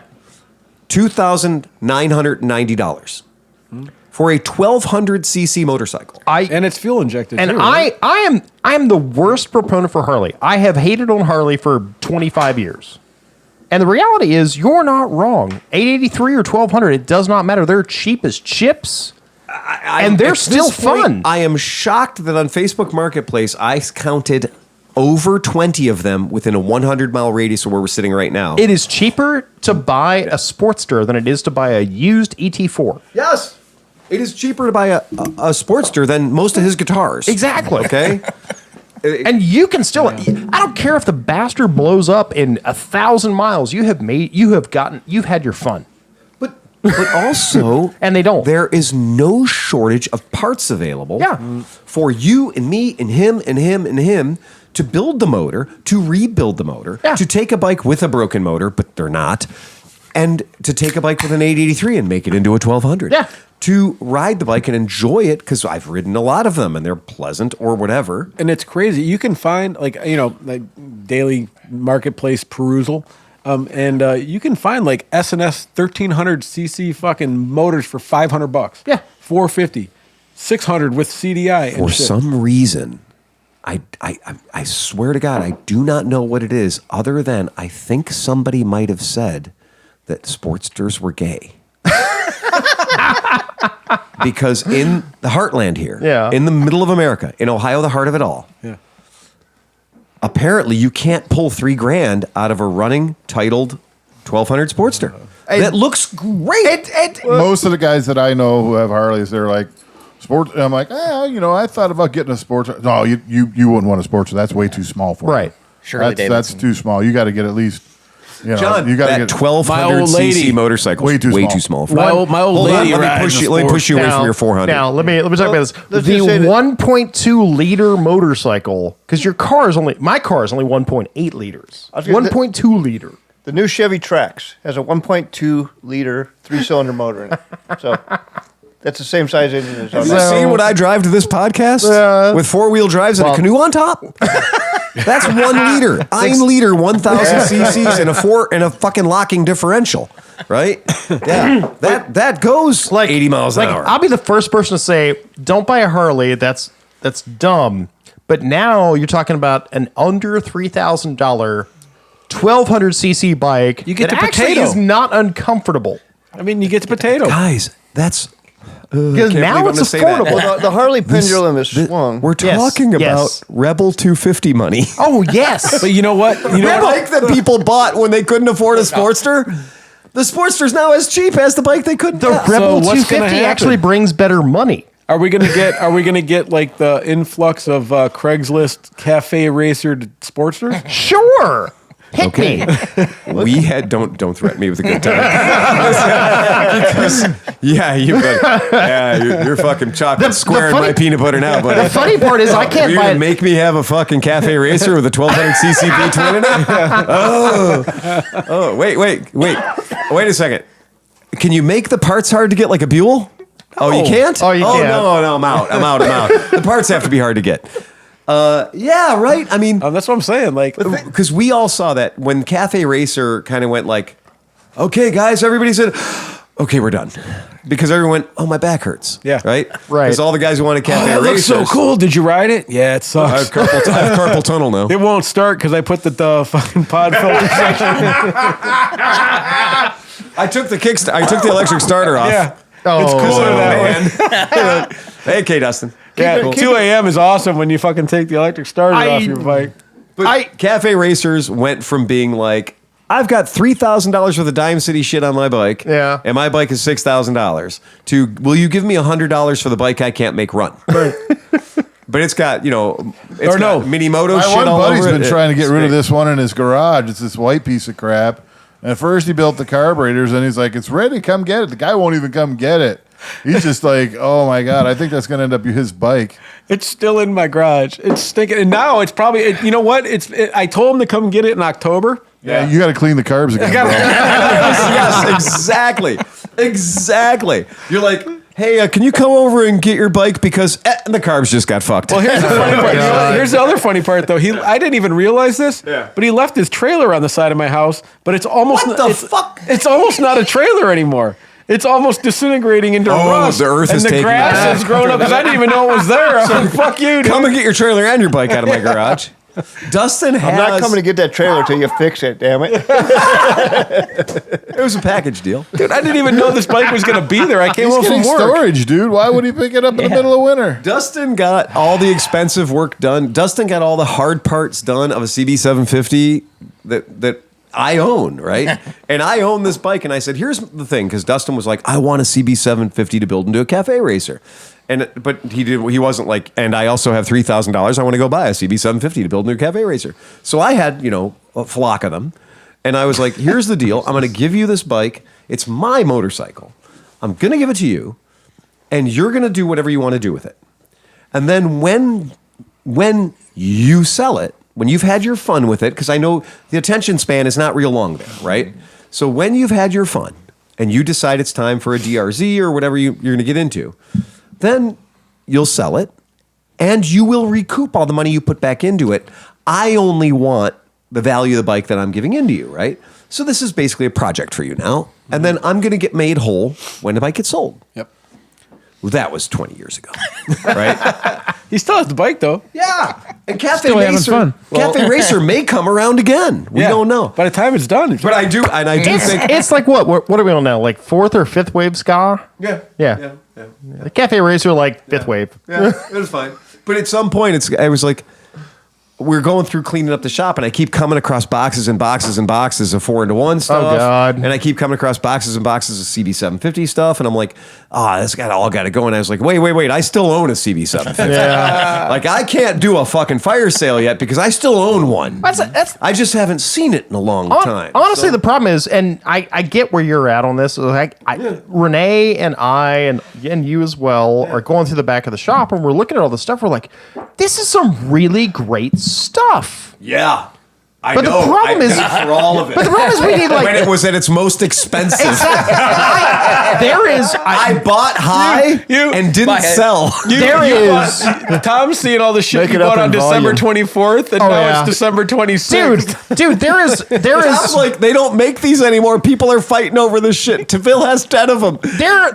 there's a You came home with truckloads full of garbage from various places. Oh, yeah. far-flung. I took a picture of a dump run I did one time that had 7 CB750 motors in it. Oh, yeah. And people were like, I'm going to come to your house and shoot your cat. You're the fucking devil. Phil, And I'm like, good, where the fuck were you when I had them up for $50 a piece? Phil, there's a Hammer Zombie exhaust in a box. I know. Brand new. in the back of the shop. Brand new. That I literally am going to put on the wall because I personally cannot build a small frame You can motor. thank James for that one. I guarantee it. I cannot build a motor that'll power a Hammer Zombie. Neither could James. And I'm like, That was never on the menu. When somebody says, hey, I got this great motor, but you got to be pushing 30 horsepower to use it. You got to have a 30 horsepower motor first before you buy the pipe. Yeah. You don't buy the pants you want to fit into someday. No, you buy realistically. But doesn't the pipe add the 20 horsepower? oh No. Yeah. In fact, it subtracts horsepower. the funny part is all the way up to 28. The funny part is I bought a PM tuning pipe for my small frame once upon a time, and it literally sucked the horsepower out of the motor. Your power The band, Hammer your power Zombie- band becomes a sliver. You literally, the Hammer Zombie, you literally have to have a flamethrower of gasoline to push into the thing. And I look at it and I'm like, there's no fucking way this exhaust exists in the back of the shop. Oh no, there is. And it Because does. I gave people carte blanche, as they say, to spend my money as long as they were doing something that was going to be a good thing. And my problem was the road to hell is paved with ADHD and good intentions. And I'm the one playing cleanup, and I'm like, You're playing cleanup fourth. I've played cleanup 3 times ahead of you. You're getting, like- this shit is filtered. You're the carp at the bottom. I ran across the top end. I can't remember what it is for one of the Stellas, and I went, I should put this on the Stella, and I went, 27 fucking forks in my shop, and I'm buying a fork off the internet. I cannot find What the fuck is them. wrong with my world? This is exactly it. That's My the problem. shop at this point is so goddamn out of control. The squirrels have got to figure it out. The squirrels have got to figure it out. But as far as the actual, like, hey, here's a box. What's in it? It's an archaeological thing. There's like 7 Rally 200s in your shop. I have not found a fork. Yeah. And no, Wait a second. I wanted to go home happy today. I take it back. I I take it back. There's 7 Rally 200s, but there's at least 3 Rally 180s. I know, because I like Rally 180s. Right. Yeah. And I found 2 motors, so we're good. Yeah, and I don't know who left with all my forks, but I don't know how the hell you cannot hide forks in that shop. Scrap. Some scrapper got you. You can't hide Fork box. It's the squirrels. we found the box. We found the box. It's empty. We have not found the forks. Like, I know a lot of the stuff that was in there was not really great. They were bent forks. I did go through and I went through and purged all the bent ones. I got Yeah, rid of the bent yeah. ones because I was like, I'm not going to fucking have bent forks in my shop. That's dumb. Right? like I'm at this point. I'm going to start buying. and I know a guy who straightens them. That's true. So I gave him to the guy who straightens them and said, Does he have all your forks? Have at it. no, I didn't give him all my fucking forks. But I'm suddenly like, well, maybe I should just put LX 150 forks in all your rallies. Whatever. They'll disc brakes. Whatever. It's only money. I didn't need. Yeah. I like Aldi food. So Aldi's delicious. So anyway, Sportsters are the biggest Yeah. value you can buy on eBay or Marketplace right now. I'm just saying. I'm just saying. right. It's going to be really hard for me to buy a Chinese 300cc motorcycle, knowing that there's a 1200cc American motorcycle for the exact same goddamn I price. know, right? I mean, it is Freedom Fighter or Sportster 1200. Hold on, stop. Wait, So going into could we go through that again? So going into 2024, It's this is Chinese 200 with potentially pushrod motor, or a Sportster 1200. Which Tom's fucking peanut gallery aside, is a magnificent motorcycle in, if nothing else, its stalwartness, its lineage, its ability to survive bad owners. As But- the saying goes, I'll take a shot in the mouth to get 20 miles down. Right. But this is why those Sportsters won't sell. I sent you guys this text, a screenshot of this dude who was selling a 250, like a little 250 Ninja, right? Right. Yeah. And he's like, he's telling his buddy, like, yeah, man, I'll sell you the 250, but I'll go lower for you because you're my buddy. He's like, nah, no disrespect, but I don't want my first bike to be a bitch 250, son. Me and my dad checked out the H2 today. It's like $27K after taxes, but that's only $600 a month. So I think that's gonna be my birthday present. Dude goes, an H2 as a starter bike, bro. You made the fucking Z125 speed wobble in a parking lot, and you barely passed your MSF course, and you dropped their bike 3 times. You've never even ridden on the street yet. You're going to get one of the fastest production bikes ever made? Yeah, because I don't want to be a bitch like you, dude. That's what Hey, nobody's Pete. buying Sportsters. Pete, how many miles do you think you put on that TW200? 25, 30,000. I mean, Yeah, exactly. Exactly. And how long you been riding motorcycles? I don't know, 40 years. And you thinking you're like a bitch ass 250. Yeah. And you're like, you're fucking kidding me, right? That's ass jewelry for the kid. There's no way. I also think there's a heavy degree of trolling there. Yeah. There's a heavy degree. My favorite thing of all time is always when somebody comes in and says, "No, man, I can't have anything under like 600 cc. Yeah. I gotta have a Hayabusa. Gotta have a Busa. Gotta have a Busa." For a record, I just ate a cookie crumb out of Pete's beard. I saw that. It was very primate of you. So this will be on our OnlyFans. I'm gonna get you guys a hot tub and just pick the nits out of each other's beards. It'll be fucking awesome. So sexy. But the whole poo at Busa. everybody. No, not that kind of monkey. No, these are the cool Chinese monkeys that sit in the hot tub. Oh, okay. Capuchkin? No, the other ones. No, the big Not old the fucking Capuchkins. scary silver ones. Yeah. With big giant teeth. Japanese snow monkey. Yeah, fucking, and they're always just like, and they're like being all cool and shit. And then the cameraman gets on it, and he's like, and you're like, fuck those teeth. Jesus, fucking saber-toothed tiger monkey. Yeah, what's a baboon yawn? Okay, seriously. And anybody ever says, I went to a zoo one time and I watched an orangutan rip apart a fucking turkey. Oh yeah. Oh, yeah. Like a turkey wandered into the orangutan enclosures. And we're not talking about like, some decorative turkey. We're talking about a goddamn, fuck you turkey. And this turkey wandered in and this orangutan just kind of did the thing. And you're like, that orangutan moves at orangutan speed. That turkey's going to fuck off because it's a wild game bird.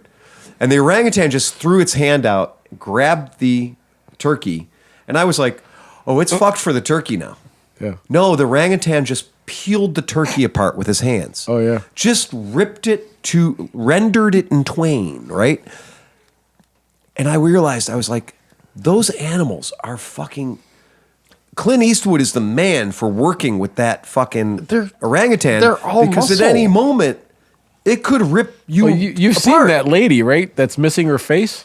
Oh yeah. She went to her friend's house in Florida. Her friend had The face this. transplant woman. Yeah, this In woman Cleveland. had an orangutan that was her pet. No right? fucking way. And was a so chimpanzee. Chimpanzee. Sorry. Okay. Okay, also still, I mean, but for Mr. 20 Bubbles years, will tear you apart. For 20 Right. years, this fucking thing was like her best friend. She never fucked with anybody. This Right. later would have dinner with or lunch with her all the time. Yeah.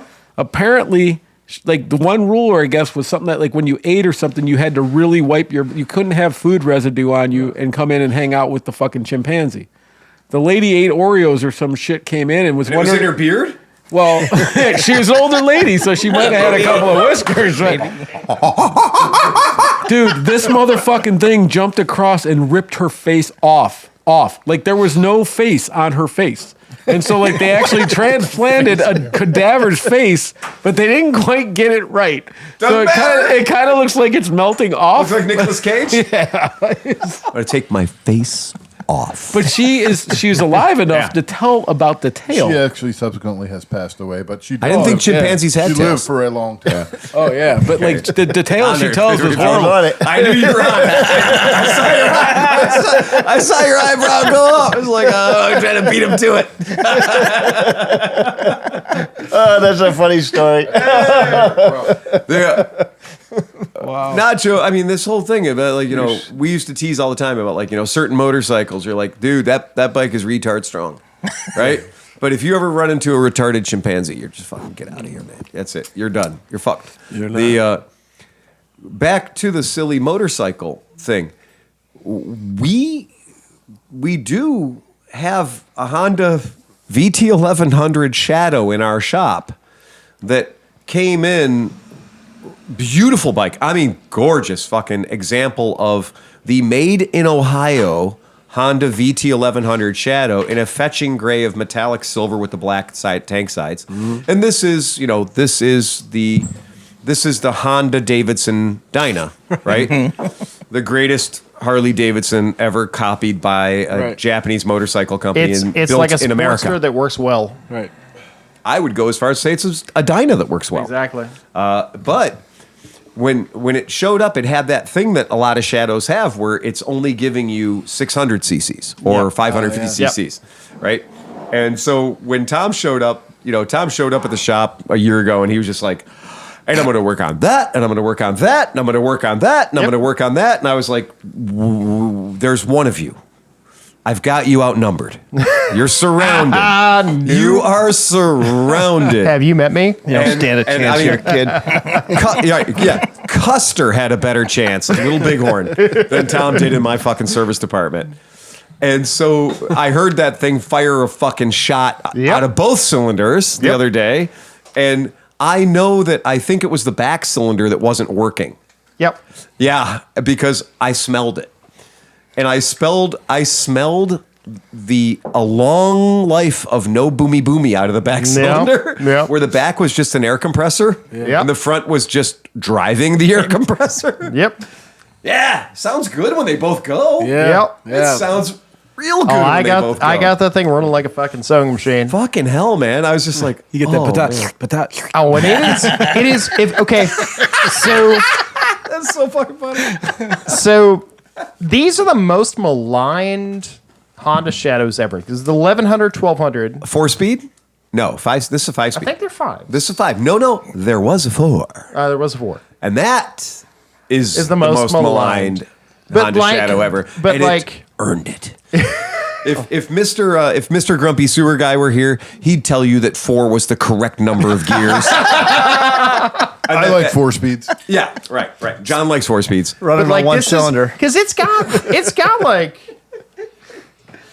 Suzuki Savage. But if you get a flat, you can pump that tire right up. Just get yourself a piece of hose. Speaking of Steve, we got that. He rode first time. We saw him ride. I didn't know whether to be like, yay, Steve rode, or like, oh, fuck. not anymore. That was a short hiatus. I'm not going to ride anything ever again. It's like, except for a passport. Yeah. Well, I mean, if it was going to be a bike, that would be the bike. Yeah. Because he can carry 140 beers on it. Well, he got. Well, no, his yellow passport is really special to him, and that It is. I mean, he got freaking rocked on a monkey, so this is not far removed. But he did say he got it out. He was moving things around, and he gave it a couple prods. It started right up. And he was like, Gotta take it out. And he's like, eh. So You know, he wrote it I out. To the can't end. put it to bed if I don't take it for at least a quick lap. He wrote it out to the end of the driveway when he took that picture. And Yeah. the kid's like, you don't even have your helmet on. And then that kind of spurred him like, fuck you. Well, of course. I guarantee it was not, okay, honey, I'll come back and put my helmet on. No, it was, well, now I'm going for a ride. Hey, Phil, what kind of damage would it take for you to never ride again? There ain't no way. Exactly. Cut my fucking head off. Right, exactly. And exactly. Well, I guess I can't ride now. It was a short ride. I think he just went around the block Yeah. maybe once or twice. Yeah. But he said he felt good because part of the reason he hasn't been, is going to ride, but he just dizziness and some issues and stuff, balance. And, But he said he enjoyed it. It was nice. And and he made a comment about your bike that shall remain anonymous unless you choose to disclose the one coming from afar. Go ahead. But the Suzuki? It's the Suzuki SW1. Yeah. Right. So it's a Japanese retro-inspired early 90s motorcycle that was meant to look like a 50s motorcycle. And it's He even said he'd more than ride that. Oh, I know he would. Dude, that has his name on it. Yeah, no shit. Yeah. Could you make it slower? Yeah. Wait, a Honda Pacific with more weirdness and slower? Yeah. Oh, it's a slower Honda Pacific? It is. Oh. Does it have How much really, plastic? Oh. Does it really have unattractive wheels? Stop. I can only take so much. I Can almost you detune it? I almost bought a Mobilette one time that looked kind of like that bike. Like I almost bought a Mobilette 50 that looked sort of like it. It's It's an oddball. I've been wanting them since I read the Learned story they in existed, Cycle World yeah. magazine back in 91 or 2 or whatever. And I saw this picture from the Tokyo Motorcycle Show, and I saw that bike, and I was like, well, Well, there you fucking go. Like, it's a scooter. It's a motorcycle scooter with big wheels and a gas tank and storage sponsons on the side and the whole deal. And I was Let me like, put it this way: if you're at one of your Japanese hearse shows, Right. and you rolled that out of the back of it, Yeah. people just go, "Yeah, that makes sense." "I'm paying for it." Yeah. They're not even surprised. Right. At this point, it would be like, and then pull the Moto Campo out. Yeah. And then just be like, Trifecta. I'm going home now. I'm saying nothing. Right. But I'm going to let you lie. I'm going to let you all lie. There is a coffin on Marketplace right now for saw like it. $500. I saw it. I just like that Yeah. setup though. People are gonna try. It'd be like that meme of Charlie with all the fucking conspiracy theory thing. They're gonna try to get the connection, like Moto Campo, scooter motorcycle. There is no. Yeah, there is no. I know that I'm fucking bringing this stupid shit on myself. I'm aware of it. I cannot ever make any goddamn sense out of this shit about why I've chosen to have shit that forces old white men to talk to me. Oh yeah. Phil. I never knew that was a big problem. No. Until I had my first nice vintage motorcycle out at a gas station, and all my friends had left, and I missed a ride because I couldn't leave. You have a whole podcast where you force old white men to talk to you. I love the fact that and we get more signing up all the time. You know, you're like.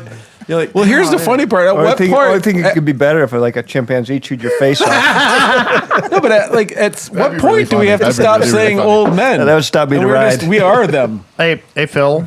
I'm going to tell you something. You're not going to like it. Go ahead. It's okay. Do you know how many times I've come up front and you have old manned me? Yeah.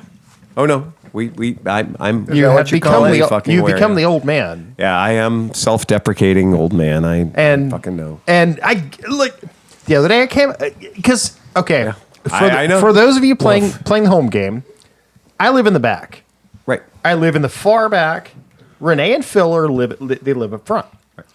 Front of And the house, back of house. Front of the house, back of the house. Right. This is the way it works. Yeah. So I will come up front occasionally to do things like request parts.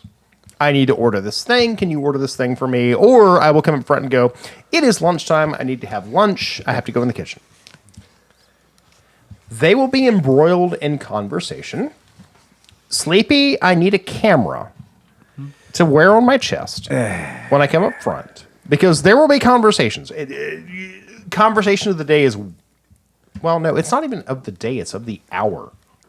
Because it will change. It's a deep. You're dragging this We out. call it. And Where the hell are you going with this? Hey, Mecklefresh. the point being is Mecklefresh, that you work with Grumpy Sewer Guy. yeah. Correct. Does he go off on tangents? Oh, yeah.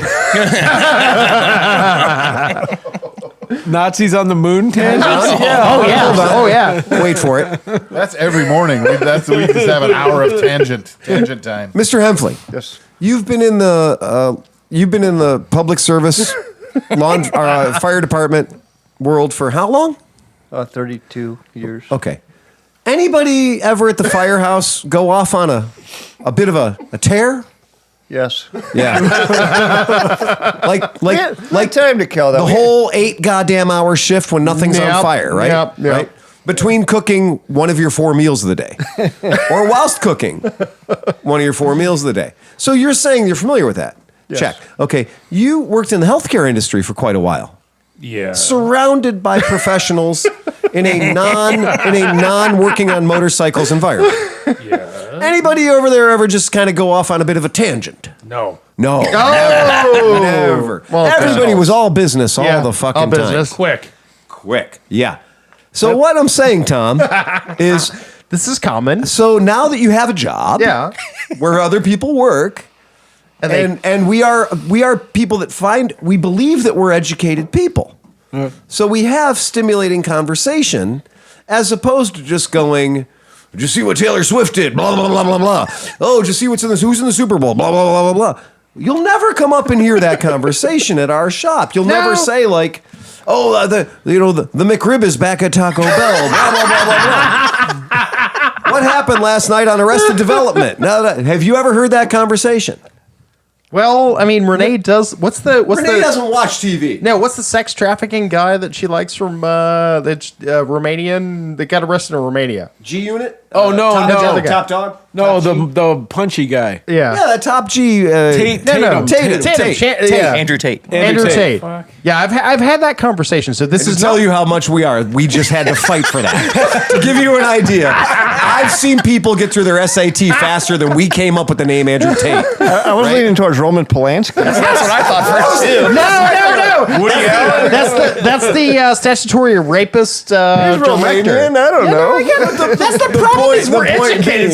So If Renee and I are going to spend 8 hours a day together, we are literally going to do deep dives. and I literally came up Because front of we like got sick of making fun of Tom about the third month. I know. in. Yeah, it took 2 months. We were just like, fuck. We don't have James to make fun of anymore. I know. Tom, well, okay. Tom's kind of like, Tom is what you see is what you get. Yeah.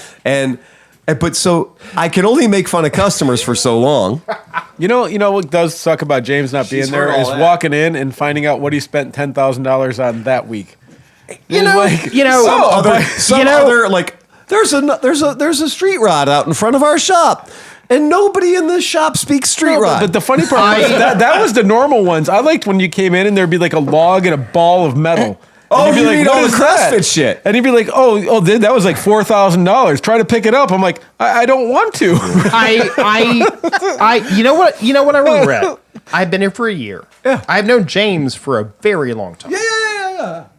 I have not seen James since I came here. Oh, I don't think that's unexpected. I know. I'm gonna tell you. I've seen He Wayne. stayed a very long time, and we've known James for a super long time, and I still absolutely like him very much. Yeah. He just became no longer a good fit at the shop, Persona non grata. and he's not persona non grata. He can come in anytime I know. he wants, but he's made a choice. But you know what else he's not doing? As he'll tell anybody, he's not even going into his own fucking garage that is behind his house. Right. He's got a bike that's sitting on a lift somewhere, that's not being ridden or worked on. He's got other things going on. Like when I was at my low point, I'll admit I was a low point. Yeah. James and I were going back and forth, and I was like, all right, cool. We're both kind of hyping each other up. There you go. And I'm like, well, now where are you? I'm like, in your town. I live in your town. Where are you? We used to have to go to scooter rallies 600 miles away to see each other. Exactly. And he worked in my shop. Exactly. Right? That's part of that. Yeah. Not for nothing. Yeah. But on my birthday, James hit me up. See? He hit me up. I hadn't really talked to him. Hadn't really seen him. I just Right. hadn't ran into him anywhere. Right. But he did hit me up on my birthday with the texts and stuff like Yeah. that. And we went back and forth and everything. And he's like, hey, let me know if Yun's guys go Right. for a ride or something. Yeah. I'd like to try to get out and See? ride. So That's Nice. fucking great. That's When perfect. That's when perfect. I'm like, what are you riding? He's riding. I guess he's got a sports. He got a Sportster. yeah. Oh, wow. Well, he's a Harley. He $2,900 for it. Actually, I think he did. Good for him. And it was a sore dick deal. I mean, like when he got that bike, everybody was like, "Can you believe that son?" Because I had a 1200 Sportster, and he was trying to buy it off of me. But I have to make money on things. Right. I can't just be like, "Hey, Sleepy, I got this Dude. bike for $29.99. I'll sell it to you for I- $28.88." Well, that's what. Anytime we talk about a deal, I'm always like, and obviously there's a piece for you, whatever, because you have a building you have to pay for. Well, the other thing is too. Okay, I like selling shit. I like selling. Right. Yeah. What I hate selling is a GS 850 with 4 carburetors to an old man who's going to want a warranty. Right. And I'm like, you can do that. Yeah. Right? You can just as easily do the answering, is this still available, as I can do that. The difference is with me, it's IRL Right. in the shop when I have many other things to do. Right. So I've managed, you don't know if you've noticed this in the past 20 years, I've managed to move the roadside attraction, interesting KZ type motorcycles away from my building Yeah. because I got sick of having the people coming in and going like, yeah, so I see you got a GS 850 in here. Let me tell you about the one.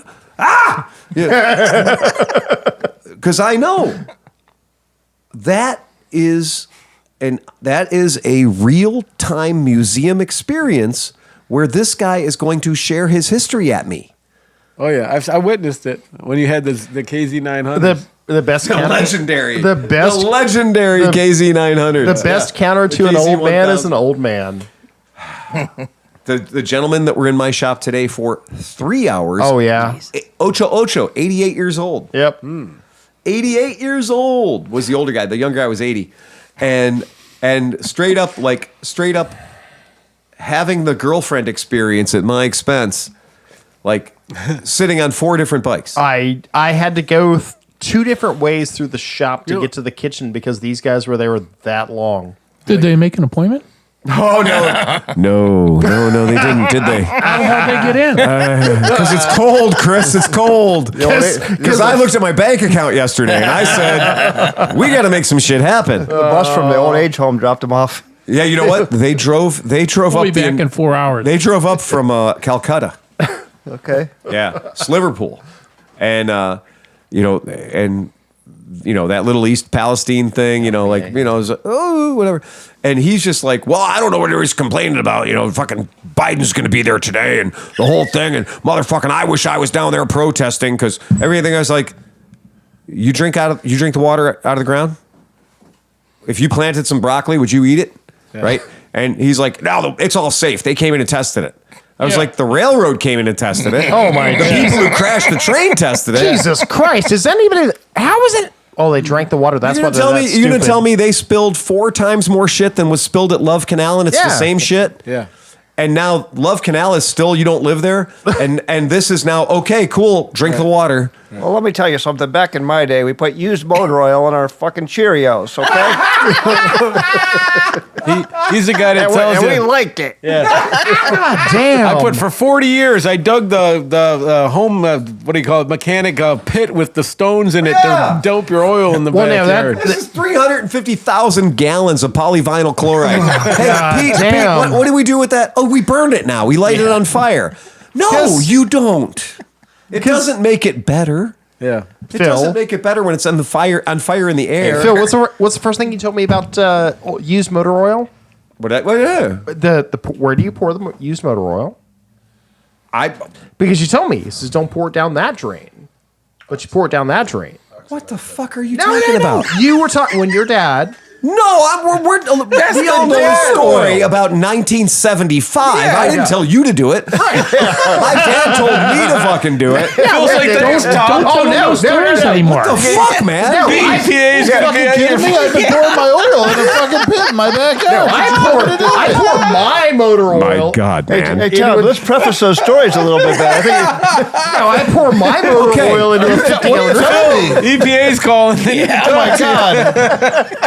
You're polluting my well. That's preface. Pete fucking worked at the fire department when my shop caught on fire. Right. Because I had a mechanic who would take plastic pans, like a fucking gallon plastic pan, put a carburetor in it, spend an entire can of carburetor cleaner, cleaning a carburetor in a plastic pan, and leave them all around the shop. And he never went out to get more smokes. So he never finished the job. He just left them all over the place, right? And then when I would get on his ass about it, all these potential fire points, where we have a covered expensive parts washer, that is what we meant to do, and cans of fucking carb cleaner and brake parts cleaner are expensive. Yeah. When you buy them by the can. And this dude was mainlining like a little carb cleaner, a little brake cleaner, a little carb cleaner, a little brake cleaner, until you have a pan of this shit. And so I yelled at him, and he dumped it all down the drain in our slop sink.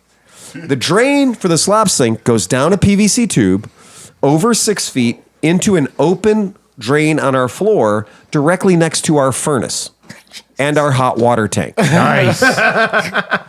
Because it's just supposed to be water. Chris has the term for this. The sound it made was... Nice. It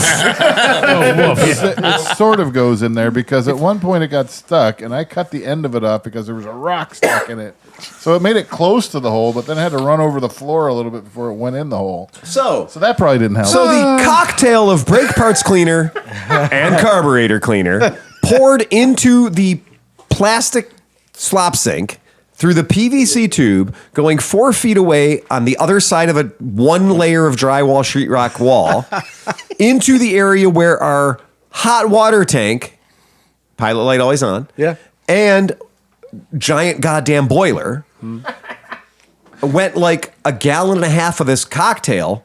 Woof. Burnt all the way to our goddamn 14-foot ceilings in like 1 second. Oh, yeah. These guys expended every man-portable fire extinguisher. Yep. It was yellow powder as far as the eye could see at the front of the showroom. And then Renee did the one thing you're never supposed to do, which was call the FD. Yeah. She called All 911. those assholes. Where we got a fucking parade of Lakewood's finest, like, the motor scooter shop's on fire. This is going to be great. Bring out the aqueous film forming foam. Yep. Right? Let's have some forever chemicals put on it. And I'm over at my other shop. I don't want to get you upset, but the shop's on fire. Way to open. Most of it's out now. Yeah. And the fire department guy would like to talk to you. So you pour the oil wherever you want, Tom. That's fine. Go ahead. I don't care. It's great. Yeah. You know what? Do you know? Never mind. Do you know how many gas cans I have in my shop? Like 9 too many. Oh God, there. And do you know how many fire? Do you know how many fire cabinets I have? Two big, And- good sized fire cabinets, and it is straight up like. I get really fucking weird if the cap is off that Mountain Dew bottle. He does. I do. I get fucking weird. But when I see a 4-gallon gas can sitting on the edge of a lift and no cap on it, I have to go. I will preface this by saying I keep a fire extinguisher. There's a small one and a big one. There's 7. I know. And some of them are from this century. But there are 2 of them within 10 feet of me at all okay, times. I got a better idea. Let's not start a fire. Right. Okay? Because you know how many fire extinguishers I've ever needed to Yeah. use? Squatoosh. Right? Because I don't let the fire get out of my lighter into the shit I like. Right? I keep the fire away from the shit I like. very sparingly use. But every mechanic I've ever known has been like, woohoo! They're like throwing around carb cleaner. They're like spraying it 3 feet away. We're all fucking arsonists. There's a meme like that. It's like when the boss isn't there and they show the cart and he's just spraying the whole can. And when the boss is there, he's like in the jet, like. I didn't even know you could buy it by the single can because I only order it one way. Right. And I'm and I'm cheap. I will not have Napa show up and deliver it. I will negotiate. I will go around to my suppliers and I'm gonna like I need 4 cases of fucking brake parts cleaner, right? Oh no! I use that very. It's fine. I am like Tom's I'm like one for them. one for me, one for them. Shit's got some kicks. I'm like, because I'm a little fucking scared about fire. I'm scared about fire, not because I'm scared about fire. Right. I'm scared about fire because it's expensive. Right. Yes. Yeah. And because once you let the fire department know that you're bad with fire, they will never leave you alone. Nope. You will get investigated. You'll get inspected fortnightly. And you'll be like, I didn't even know that a fire extinguisher could expire, right? Like, and they're like, oh, pal, let me tell you. Oh, yeah. We got a whole company over here that you're going to give a lot of money to just come in and change stickers or change tags. Yep. Like, the level of this shit is astronomical once that you're on their radar. Yeah. Yep. Yeah, it's not cool. Yeah. The best number of firemen in your shop is the guy who's Fucking buying a bike from you because then you have that agreed upon trust. We're like, hey, how you doing? Oh, I'm the fire chief or whatever. And I'm like, cool, that's great. And you're like, you're looking outside to make sure he didn't bring friends. And he doesn't have a clipboard. And then you're like, oh, you're here to talk about bikes and buy a bike. Because then you're like, okay. Because it's like a vampire if you invite him in, right? And so if you talk to a fireman and you talk to like a chief or somebody and you sell them a bike, then there's some unwritten code that they got to give you a little heads up. And then we used to have that guy be like, hey, just letting you know, we're going to be coming through next week or whatever. And I'm like, oh, thanks. Thanks, cool. I'm going to call that number you gave me, and that guy's going to come and bring me a stack of tags again. Check. Gene Patesic. There's a bunch of them. And there's one right over by my shop at 150th and, in Lorraine. And I went in there, and I had no idea why that entire building was there. It's a giant building. It's full of little red cans. It's full of fire extinguishers that go back to the 40s, I swear. I didn't understand. It's the same thing. Down on St. Clair, there's that one building that's left, and it's been a fire extinguisher place for like 45 years. And I'm like, how the fuck do they stay in business? I can tell you. Yeah, because all they're doing is... Let me show you my invoice sometime. Let me show you one invoice for when I get guys to come out and be like, okay, we're going to take all these in and we're going to inspect them. Right. And I'm like, you did nothing. You did nothing. You punched a thing in a ticket, right? And then you brought him back in and charged me $400. Well, that's what I'm saying. So I'm still mad. I had a carbon dioxide, the one they use for like movies and shit. Yeah, CO2. The carbon dioxide, the CO2 one. They took that away from me. The CO2 one we have at the shop has been refilled 3 times on the down low. It has no tags. It's from the 50s. It was from like an airport in Mexico. Right. It's got a big schnozzle on it, but it will put out anything right quick in a hurry, and it doesn't make any mess at all. Use that indoors. No. Okay, first of all, let's go back to rule number 1. If I have a fire, I'm using you. Yeah. Right? there is no like, oh, no. Let me read the side of this device and see if it's appropriate for the fire. I have personally caught 2 motorcycles, a K100 and a Kawasaki Concourse, on fire. No, I'm still at 0. In shops. And the reality is the best thing you can use to put out a fire is yourself. Or a towel or something. Like I always keep when I'm doing this bullshit, I keep a fire extinguisher 10 foot away. But the reality is, if it goes boof, because it does, it goes boof. That's not considered a fire. Nope. That's considered an external combustion engine. Correct. For just 1 second. It's an external combustion engine. And you know how you put those out? Yeah. Just one good one. You whack. If it gets bigger when you do that? You whack it a couple times, it goes out. But you know what? That's the way it works. So are you guys at the point where whenever something catches on fire, you just stop and watch it a little bit? Okay. It's so pretty. I've lit another thing on fire. It's so pretty. I like Let's see how fire. this is going. Okay. That's usually Usually they go out pretty fast when it's a fuel like this, but I can see that it's starting to melt plastic. Oh, God. Okay, that plastic caught on fire and now it's dripping. Okay, I better fucking do something. What the fuck, man? Like, I will hurt my own body reacting to fire where it's not supposed to be. I have literally lost all of the fur up to here. Well, that's what I was sitting there when I was working on that dude's bike, right? And the first time I tried to fire it up, the one float bowl was still sticking. Yeah. And so it caught on fire.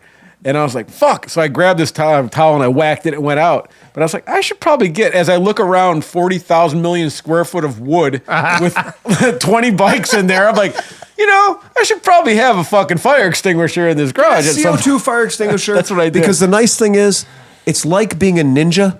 Yeah. Because you can put out the fire and nobody knows there was a fire. Right. Right? There's no powder. There's no nothing. There's just and you get to be like, I was on Mythbusters. Right. And you get to be cool for a second. And then you go fix it and you go refill the thing or whatever. You know what I did order? I did order one of those fire blankets. You see those fire blankets? Oh, yeah. They got? Now, those seem pretty for engine kind of things and stuff where it's not like I have a fire blanket too. It's called a moving blanket. Well, those things are virtually unburnable. Yeah. U-Haul would not sell you a fucking flammable moving blanket. Good point. No, they wouldn't. U-Haul would never take that chance. That shit is. I'm pretty sure Harbor Freight will, though.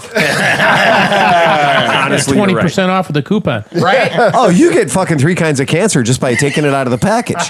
They self-combust just naturally. I say, Harbor Freight fire extinguishers are flammable. It just says it on there. You're like, flammable, inflammable. Keep away from fire. Keep away from fire. It is not. I can say that when my RV caught on fire, I was very happy to have that little stupid 1988, the original one. Oh, was it a skinny one? It was a little tiny one like Like this, a beer can, but not taller? even a pin to pull, or like just like a push button. Oh, it had a little plastic? And I'm like, oh, this thing's never going to work. And I opened the hood and one nice little spurt and it went out. And I'm like, fuck, I'm glad. Hey. And then I tried to use it again on Steve's mower when I got that on fire, and that didn't work. It was done. It only had one little spurt in it. You're like the guy who tried to use a match twice. It only worked the first time. Have you never seen a match burn twice? I'll show you. Okay, I am curious because we do have a firefighting professional here in the room with us He's today. retired. I'm retired. A retired firefighting professional in the room with Did you us. say retired? Retired. Oh, okay. Yes, I did. What's the maximum? Just get ballpark. Okay. Within 100. What's the maximum number of expended fire extinguishers you've ever seen arriving to a scene where a group of people tried to take care of the situation, but then you eventually had to fucking show up?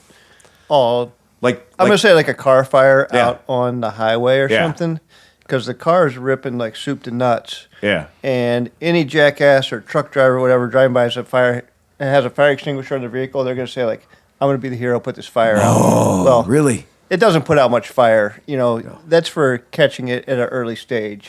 Especially when you got the Santa Ana blowing. Yeah. And you're like, So and they'll- now you're just There'll be fucked. half a dozen fire extinguishers laying around the Just vehicle. laying like- And the cops are always there first. They always shoot off 2 or 3 fire That's extinguishers, what I depending on how was- many cruisers are there. Then the truck driver, and then whomever else is happening. Yeah, I'm guilty of that thing. I'm guilty of that. So one. is there I legitimately feel like seen. a little bit of a rivalry, like when the cops show up and you guys are there and you're like, "Pfft, get No. your fuck no. No.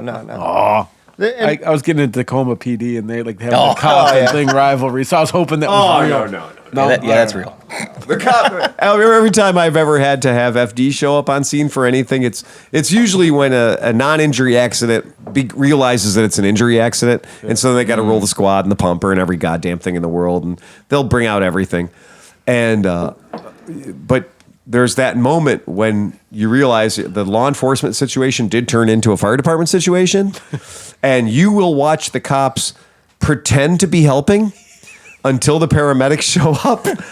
Because the cops will be like, yeah, we're doing good things here. And we're like, God damn it, where the fuck are they, man? And we're like, yeah, we got this. Because cops have minimal first aid training. And the cops are just doing what they can do. And they're just like, please, can I hear them? Can we just anything? Please pretend like, and you're just thinking like, okay, we gotta stop the airway and open the bleeding. Right. And whatever. And you're like, you're just doing When I was at the police academy, they said, call the squad. Well, yeah, call the squad. If somebody's bleeding, call the squad. There's the family What are standing you- around. You call the squad. Yeah, right. Stand there. A good and case call in, the squad. A good case in point is with the opioid heroin overdoses. The police would have these Narcans. Yeah, Well- Narcan bags were in the trunks. Yeah, but they'd have it would be a nasal injector. They'd stick Right. this thing up their nose and like it's kind of a spritz, like an Afrin thing up the nose. Not super effective. Oh, really? The fire department shows up. We had IV drugs, and you push it right into the veins, and then it Then they die. no, it went right. And then they get up and go buy more fucking fentanyl. I know. That's They're the angry. Dude, I They just killed their wasted high. like $30. Man, that shit really cool. Let's go get some. Anytime the fire department would show up, when we'd be like, this kind of became a fire situation, right? Because that happens. Cars crash, and when cars crash, you're like, we got this. Tow company's going to move them away from each other. It's going to be great. And then you realize they kind of welded themselves together with all the batteries thing. And then you're like, oh, no, we really do super duper need the fire. Can you guys step it up a little bit, right? And when I was in Mentor, we had fire departments all over the goddamn city because we had a freeway cutting the city in half and some railroad tracks. So you had a bunch of firehouses. And when I would see a cop coming out with a portable fire extinguisher trying to do what he's talking about, I'd be like, no, because that's for me. That's my fire extinguisher. That's for my personal shit. I'm not going to use it on you because I might need it later. For a fire that I started. How about don't become the next victim? Yeah. Don't become the next guy who needs triage the fuck out of there when you're trying to help somebody and you become now a fucking, the next guy being dragged out. You were talking about cars on fire. Did you guys see the article about out in California where Google has its self-driving cars where they're like completely autonomous? They're in a town where they're testing. Yeah, I didn't know. And it was going through Chinatown during one of their exciting like little things. You mean the Lunar New Year on February 10th, just the other day? Thank right? you. That's the day. You're the dragon. So the car didn't make it. They got fireworks shot into it, and then they got the windows broken, and then dudes throwing straight up John McAfee style. No. I'm sorry. So it didn't get accidentally involved in a fire. It got molested into a fire. That's what I'm saying. You leave. It got attacked. You leave self-driving hate cars around some people, Right. and they're just It was gonna a hate crime. fuck it up. And so, like, Can you imagine a driverless car trying to get away from being on fire? Oh my God, Well, that's what there was. They said it was a victimless crime, and the funny part was, dude, seriously, the news was like that. They were like, nobody was injured. It was basically a victimless crime. Google's like, hey, motherfucker, that was like $1 million cover. Oh shit! And then everyone wonders why they want to kill all humans. Oh shit! If you want Skynet, this is how you get Skynet. That car knows how dangerous we are. Here's Fucking the thing. Roomba, like 3 laws. If you can watch the video, find the video, right? And you'll see all these kids, like these Asian kids running by throwing fireworks into it. It's just getting bigger and bigger. Right. But when the cops show up, they realize that it's a self-driving car. Yeah. So the malaise of getting there, they were just like, it was awesome. Oh, yeah. But those fuckers burn good. 2023 and started Skynet. I'm just gonna guess casually it was an electric car. This is why we killed all the humans. Yeah, right? Yeah, I mean, the humans are dead. Humans are dead. I do it for Google Prius. The humans are dead. We got every single, all the electric motorcycle companies that I deal with all the time. Every electric motorcycle company right now, and I don't care who they are, you know, a Livewire, Energica, Zero. Did you see the new Livewire they dropped? The Del Rey S2? Did they drop it off a fucking 30-story Who building? are they appealing to? It's like the old BMW. What was that BMW California? Whatever the fucking thing was that was just horrible. It had like the peanut The tank. 1200C. No. Yeah. The 1200C. Oh, there are 1200C. Oh, you mean the new electric motorcycle that is a cruiser? Yeah. What? Yeah. It looks like hopefully, first of all, artist rendition. Yeah, right. Photoshop. What? Yeah. Right? Oh. It's not the Del Rey S2. But here's what I have to tell you. And this is not like vaporware bullshitty thing. Every company that I deal with and that I am very much watching all the goddamn time because I still have 6 of them in my shop. All these companies are like, okay, we may have overplayed our hand. And the louder people start talking about like, well, you know, you're aware of Toyota and its solid state batteries. And now somebody's saying, is it Hyundai or Kia? And they're solid state batteries. Oh, that, yeah. All right. BMW is going all hydrogen. Hey.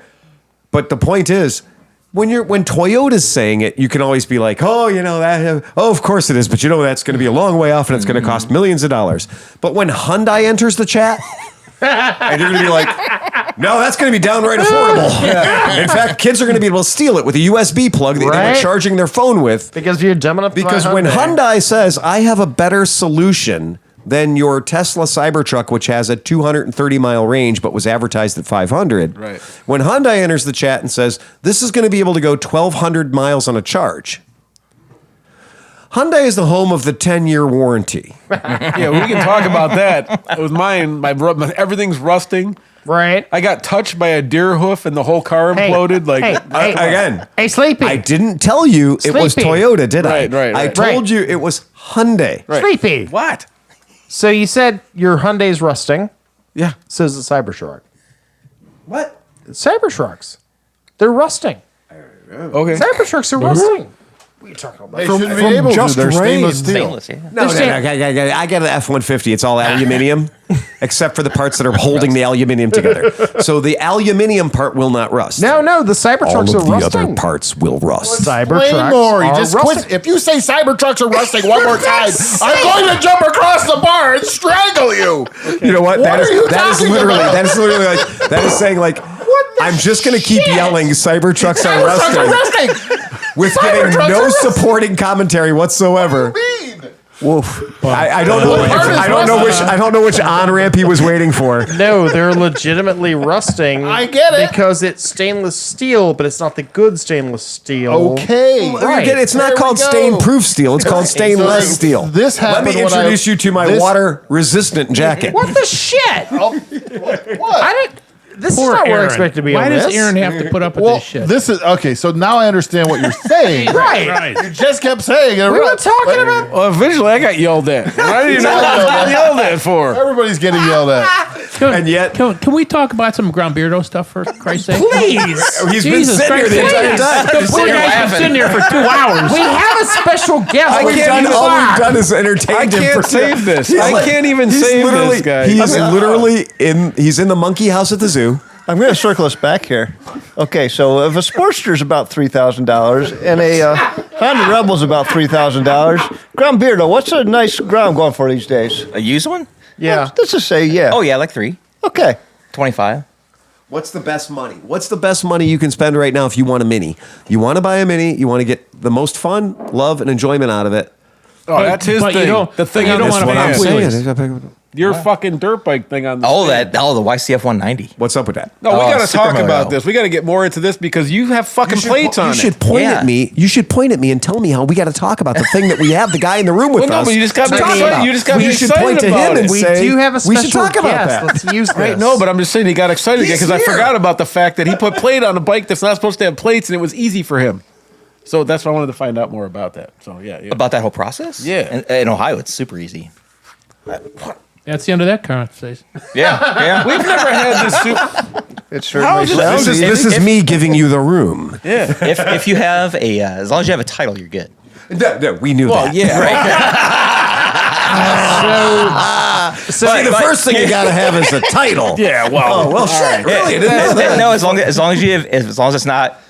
long as the dealer that sold it wasn't in Ohio, all you need is the MCO and your receipt that you bought it, and you take it down to get a title, and then you can sign an affidavit saying you did all things. And Okay. So here's kind of the thing, because I have a drawer full of MCOs, because every single SSR that we've ever sold, whether it's 70 Came with cc's or 125 cc's, with not a single headlight or tail light on it, Right. it comes with an MCO. Because we have a law that says if you're a respectable motorcycle manufacturer and not some fuck knuckle shipping shit in by the container, hey, good luck, man. Yeah, here's your Tao. Right? If they do that, they have MCOs, and the MCO has the VIN, and it says, but nowhere on the MCO does it have the thing that the state puts on it, which says for off-road use only.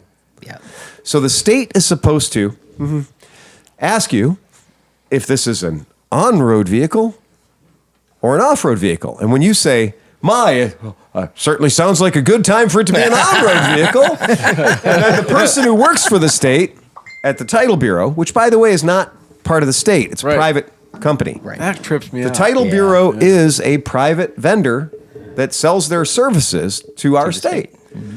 So it isn't, they're just managers of state documents. Okay. So you're like, no, it's an on-road vehicle.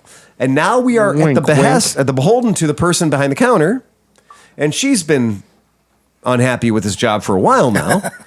So she gets to look it up in a book, but believe it or not, they still print on paper, and go, what'd you say that was again? And you give her a statement of fact, and you say some words like it's a YCF 190, and she's supposed to open the book or look in the computer thing and doobly-doo, and she's supposed to go, and who made that? And you're supposed to say who made- YCF. YCF, and she goes, Yamaha, and you go, no. That'll do. YCF. No, that's what you say. I'm all right Yeah, with close that. enough. That's how I ended up with a Lamborghini title for my Lambretta, right? So I'm gonna guess. I'm just gonna go out on a limb here, and I'm gonna guess that YCF doesn't have any vehicles listed for on-road use in the great state of Ohio. Correct. Right. I wasn't sure. I felt like I might have been reaching there, but because I kind of do this. But so yeah, you had an MCO from a dealer outside of the state of Ohio, right? Because Well, technically, I bought it from Michigan, but Yeah. Well, it already had a Michigan title, but I've done this with other bikes. right, Yeah. right. And so that's the trick, is getting past that fucking state, that one Yeah, thing, that one document where is you the- can be like, for it on road use. And if they'll be like, okay.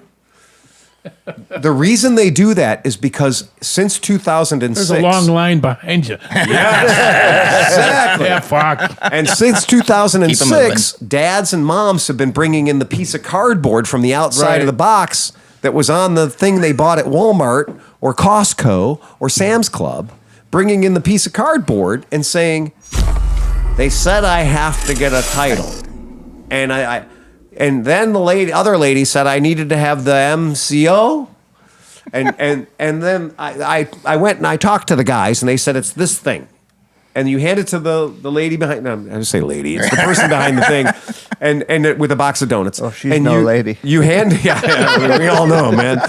I've seen one guy working there one time, and He's no lady. And she was fabulous, but you hand him that piece of cardboard, and what Chris said comes into play. It's like, oh, for fuck's sake, just give him a god. How much? That literally says it has 4 horsepower. It says it has 9 horsepower. It says it weighs 103 pounds. Oh, give him the fucking title. What's the worst thing that could happen? And lock the door, too. Yeah. And when I see people come into my shop and they're like, their motorcycle starts with a string. And it's a Huffy. Parts of it. And they're like, it's got a title. And I'm like, bullshit, it does not have a title. We had people coming into the shop with titles on GoPeds. But I would go down with a 1993 whatever with 6 fucking previous owners and a letter from Arizona and all this shit and try to get a title. And they'd be like, no, can't have one. I'd be like, let me come in here with a Fling Poo 49 and get a title for the Fling Poo 49 and then just fucking swap the VINs over, and all of a sudden that Yamaha's a fucking, Hershey fucking whatever. So I have a question. So say like you got a CB750 that's been laying in the back of your garage for 20 years. You lost the title. You can't get it, whatever, right? Yeah. What are the rules about, like, okay, you cut a section of the frame, you weld a new one, and you make it custom? Hold on. The first rule, and I'm going to say this, and I want to make sure everybody understands. Yeah. If you have a motorcycle that doesn't have a title, I don't care how you got it, whatever happened. The first thing you have to do, according to anybody that I've ever talked to in the past 5 years, is call Joe Casola. Yeah, right. Okay? Or just sell it to your buddy. You just say, help me, Joe Casola, you're my only hope. Right? That's it. He's like fucking Obi-Wan. He'll get you a Tennessee title. It's pretty amazing. Right. It's going to cost you some money. Okay? Otherwise, you're going to try to do some things. Some people are going to tell you some lies. You can get a court-appointed title. I am still I've 25 years doing a business. I have never seen a court-appointed title. Petition the clerk of court. Yeah, right. Yeah, sure you can. I know one guy that did it, but he was actually a judge, so I think it was a little easier for him. He literally appointed his own court.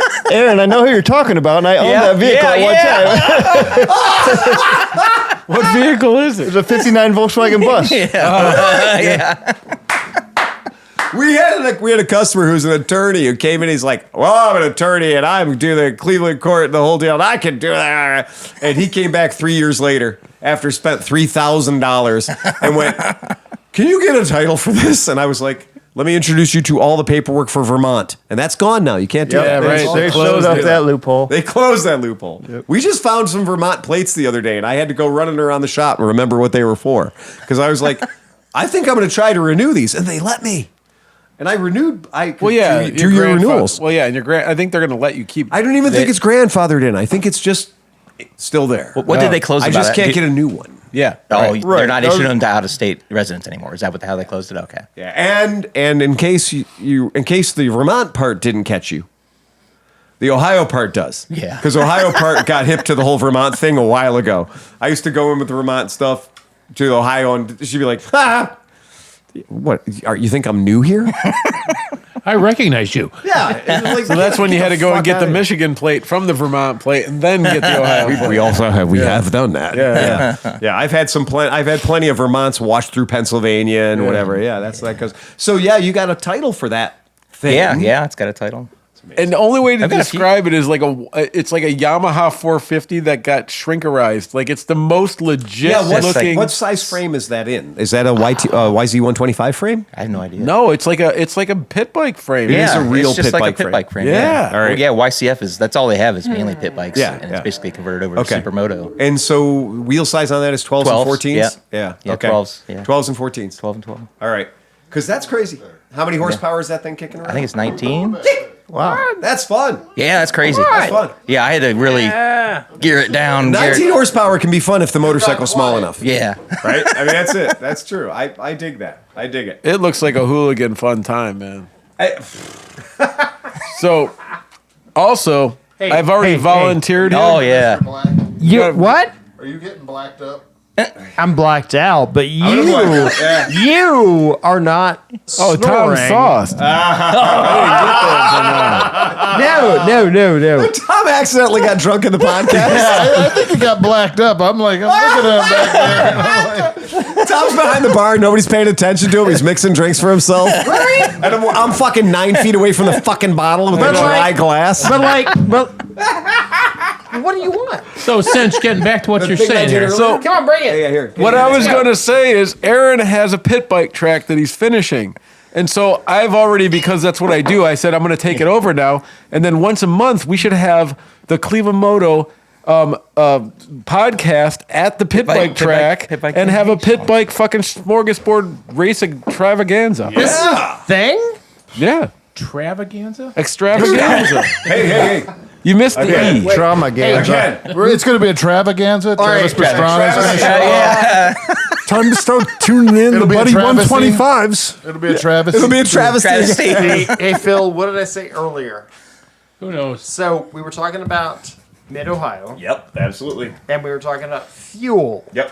Yeah. And that's that whole thing right now is the debate is they're the same weekend. So, Oh yeah. Sophie's yeah. choice. So this year, they're same weekend, Yep. and I went. How many miles away is it? They are 78 miles away. Is that what it is? 78? 78. 78 miles away to get from Mid-Ohio to Fuel. And we've been talking about Iron Buddy. Iron Buddy and like all the For different a ways, all the long different places time. we can make people have to go. And I went, Make them go to Fuel. you know what? 78 miles, let's do fuel.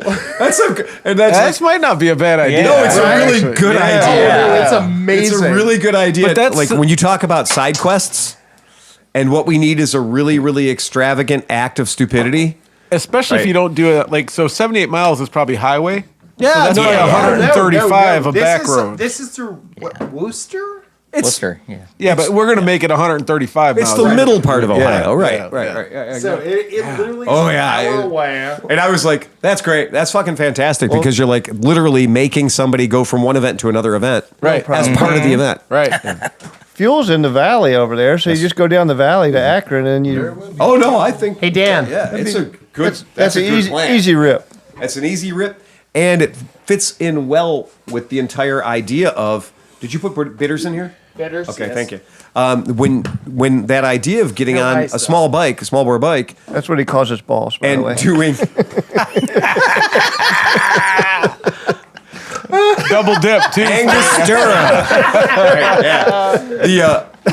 But that idea of being like, You'll be okay, teabagged by it's a proxy. 24-hour event, which means like each section is 12 hours. Well, you do that. You do from Mid-Ohio to Fuel.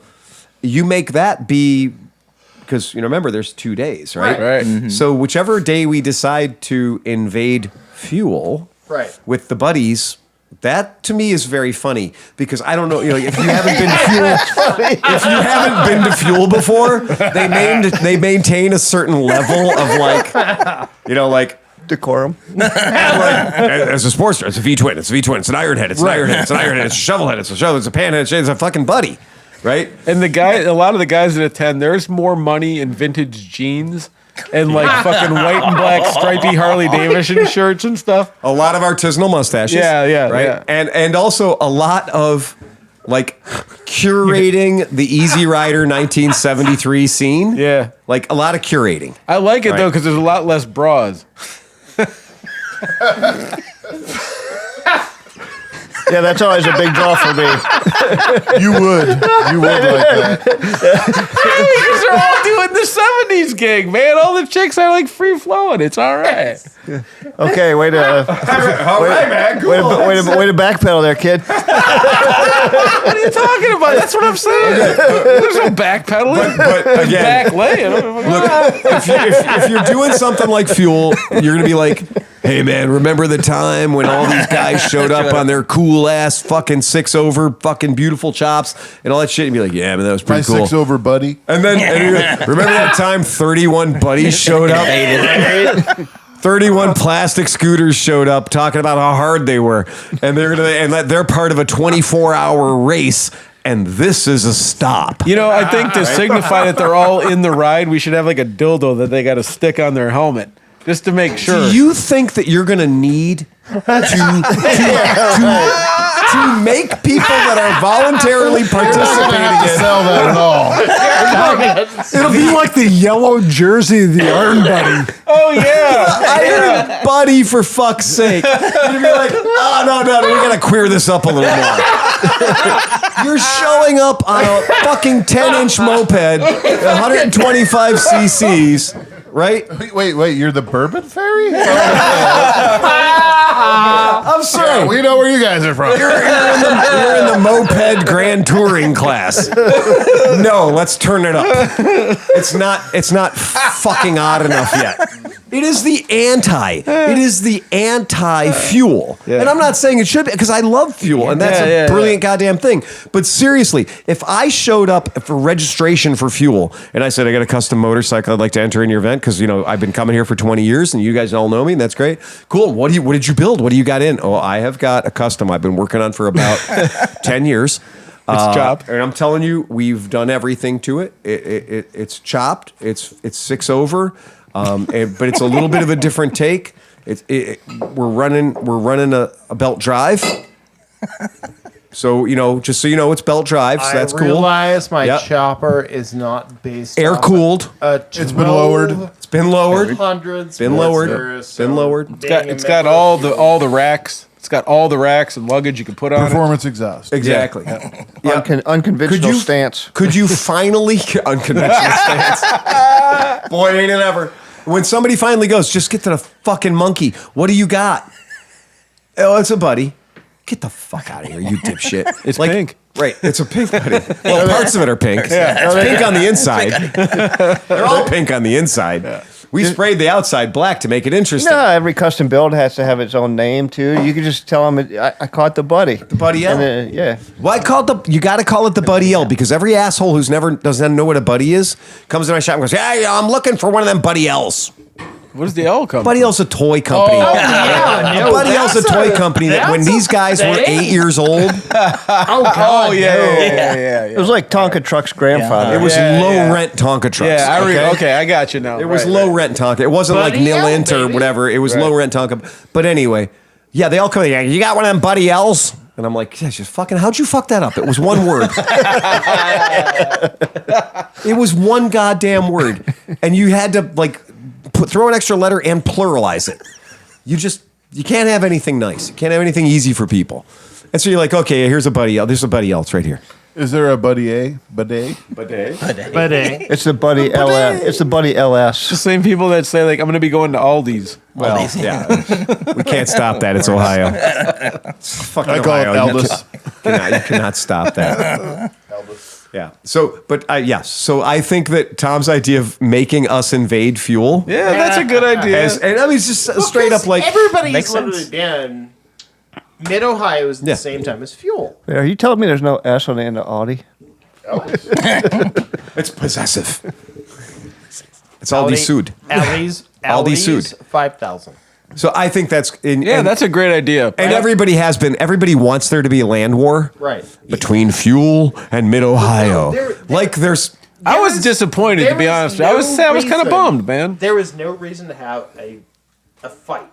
Right. There's no fight. But if you can bring the two of them together. They used to have Wasion and Mid Ohio on the same weekend out of spite. Yeah. Out of Will Stoner, right? And the BMW National Convention was the same weekend often too. Yeah. Sometimes they'd all three hit on the same And weekend. you got to be like, guys, get your shit together, man. Like you got Google Calendar. Yeah. Just straight up, figure this shit out, right? And if you're fuel. And you're like, we're fuel. We've been doing this for 13 years or whatever. Mm-hmm. And you got it, and it's cool, and that's great. You have to acknowledge that Mid-Ohio is a religion. Right. To so many people. But you know what I think? So from what they posted, they held out. They were waiting for Mid-Ohio to drop their dates, and then their call time for their spot, they were like, you either take it now or you're losing it. So they said, fuck, we have to take this weekend. And then a week later, Mid-Ohio was If you're in the rowboat and the Queen Mary's coming at you, but you were there first, move. Yeah. Move. Don't hold your line. The bigger question Fucking is yield. what the shit is going on the next week that they were like, oh no, you can't have your motorcycle rally the next week because we are having big titties and free fried chicken. No, dude, that's Like, what the fuck is going on the next week? Dude, they probably have. Wait, what weekend is that? Can't be fuel because Because it's next Hale weekend- Farm, dude. Hale Farm has events. What, really? Yeah. What the And, fuck like, do they have? Dude, they get What? people for some of their Civil War reenactments and shit. Yeah. Right, yeah. Apple butter churning. Yeah, all butter kinds of churning shit. shows up. Like, let me Yankee put, Peddler. Let me put it Yankee this way. Peddler, right? Right, That could be right. there. As proud as the we racist are. convention. I mean, reenactors. Right, but I was about to they say, could show but up. as proud as we are of fucking our motorcycle shit and what you think how big fuel is, you get them fucking Civil War dudes together, and there's like 5 million of them fucking guys. Like, he's like, what do they got better to do? Dude, they probably make more money on a Civil War fucking thing when everybody's trying to buy the mead or whatever. You're fucking on hallowed ground now. Jesus Christ, Tom's gonna fucking Those get Ren fucking Fair people. He's gonna be straight up like calling you shit out. Weirdo Ren Fair. He's out there You're gonna have to LARPing. throw a fucking 20-sided to get out of this conversation. I hope you got charisma. Here's my You're gonna get proposal. smoked by a fucking 9th level paladin back there. Put your point, Tom, you're taking a beating tonight. Here's my proposal. Sorry, our motorcycle podcast is so fucking stupid. Honestly, for everybody who listens to this shit, I'd like to just levy one apology. Just a giant fucking hug from your Uncle Phil, saying we're gonna get through this shit. People pay money for this. And we spend it. And we spend it. And we spend that money. And this COVID. What the fuck? We talked about having topics. Yeah. We tried. Suggestions, and we have top- guests. Top 10? Yeah, we do. I mean, what were all those text messages about anyway? I mean, Right? fuck. Hey, what's that asshole want? We got hate mail. No. I'm off the computer. Oh, I'm off the computer. I'm not even trying. so we do. I'm not even trying. I'm gonna Dave I have to Matheson will- hold my will be with laptop you up next here so week. people can see it. We do have a guest. Hello. You have before. Legit. Like, Every time I get quiet, everybody else gets quiet. It's fucked up, man.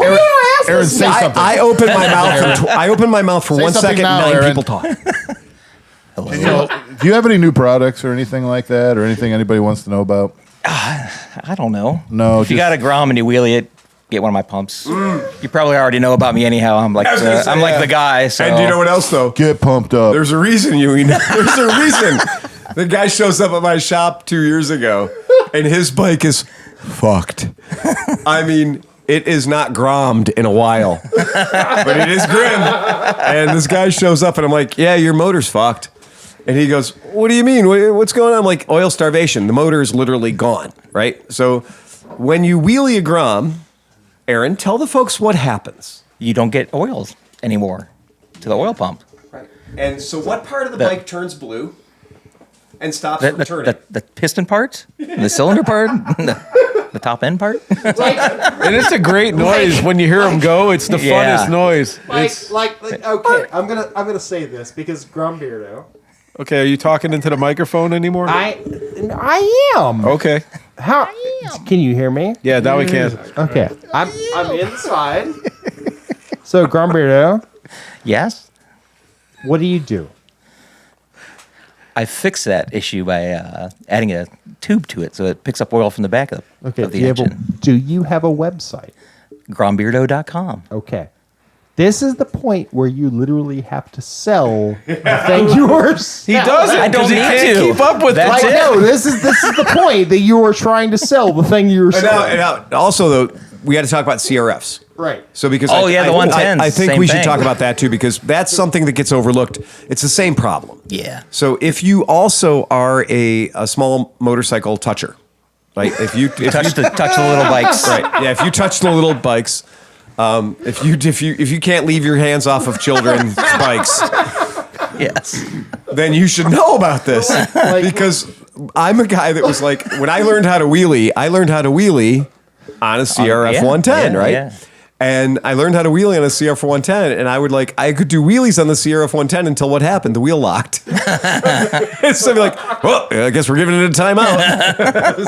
And a CRF 110 will rally. A CRF 110 will come back. Like legit, this is the moment you're like, well, no, this is the thing I do for a living. And I was like, that seems odd. and I did, and I'm gonna say I quenched that bike and let it have some time. And what I did was I heat hardened that motor so that all the flexible parts were no longer flexible; they're quite brittle. Yeah. And that particular machine, I was like, because I wouldn't pay more than $250 for a CRF 110 that somebody had already destroyed. Yeah. Right. And somehow just. You're like, ouch, right? And I never even thought for a second. I will admit, I thought about putting more oil in it. Yeah. They try that a lot. Yeah, and that wasn't the solution. That bought you a little more time, but it didn't make the seizure stop. Yeah, doesn't make the problem go away. Right, it didn't make the problem go away. And I honestly, the idea for me, and no part of my brain, and I'm going to tell you, I've been working on motorcycles as a small child. No part of my brain ever said, you know what I should do is I should get oil from the further back part of the motor, which is exactly what you did. Yeah. Right. Brilliant. Mm-hmm. Should have been Honda figured that out. Yeah, you'd think. Because I'm just guessing, and I don't have the right people here. We know people at Sills and stuff like that. Yeah. I'm going to bet that if we had a Honda dealer here, that a Honda dealer might say, well, a lot of people have tried to do warranty claims on Groms and CRFs for the bike was only 3 weeks old and the motor seized hard. Maybe after the, 4,000th one of those, Honda might have went, we could draw the oil from further back in the motor, just in the crankcase. So it does seem like that would be pretty obvious idea, but I'm glad you did it. Yeah. And I'm glad you made it affordable. Yeah. That's a big deal too. Yeah. I'll have some whatever Tom's having. You should have some of this. It's pretty good. So Aaron, let's get this straight. A Honda Grom, as designed by the Honda Motorcycle Company, riding on two wheels down the road as intended, is a fine design. Beautiful correct? machine. It's fine. You put the front wheel in the air, which also puts the engine at a different angle. Yeah, It's now sucking air.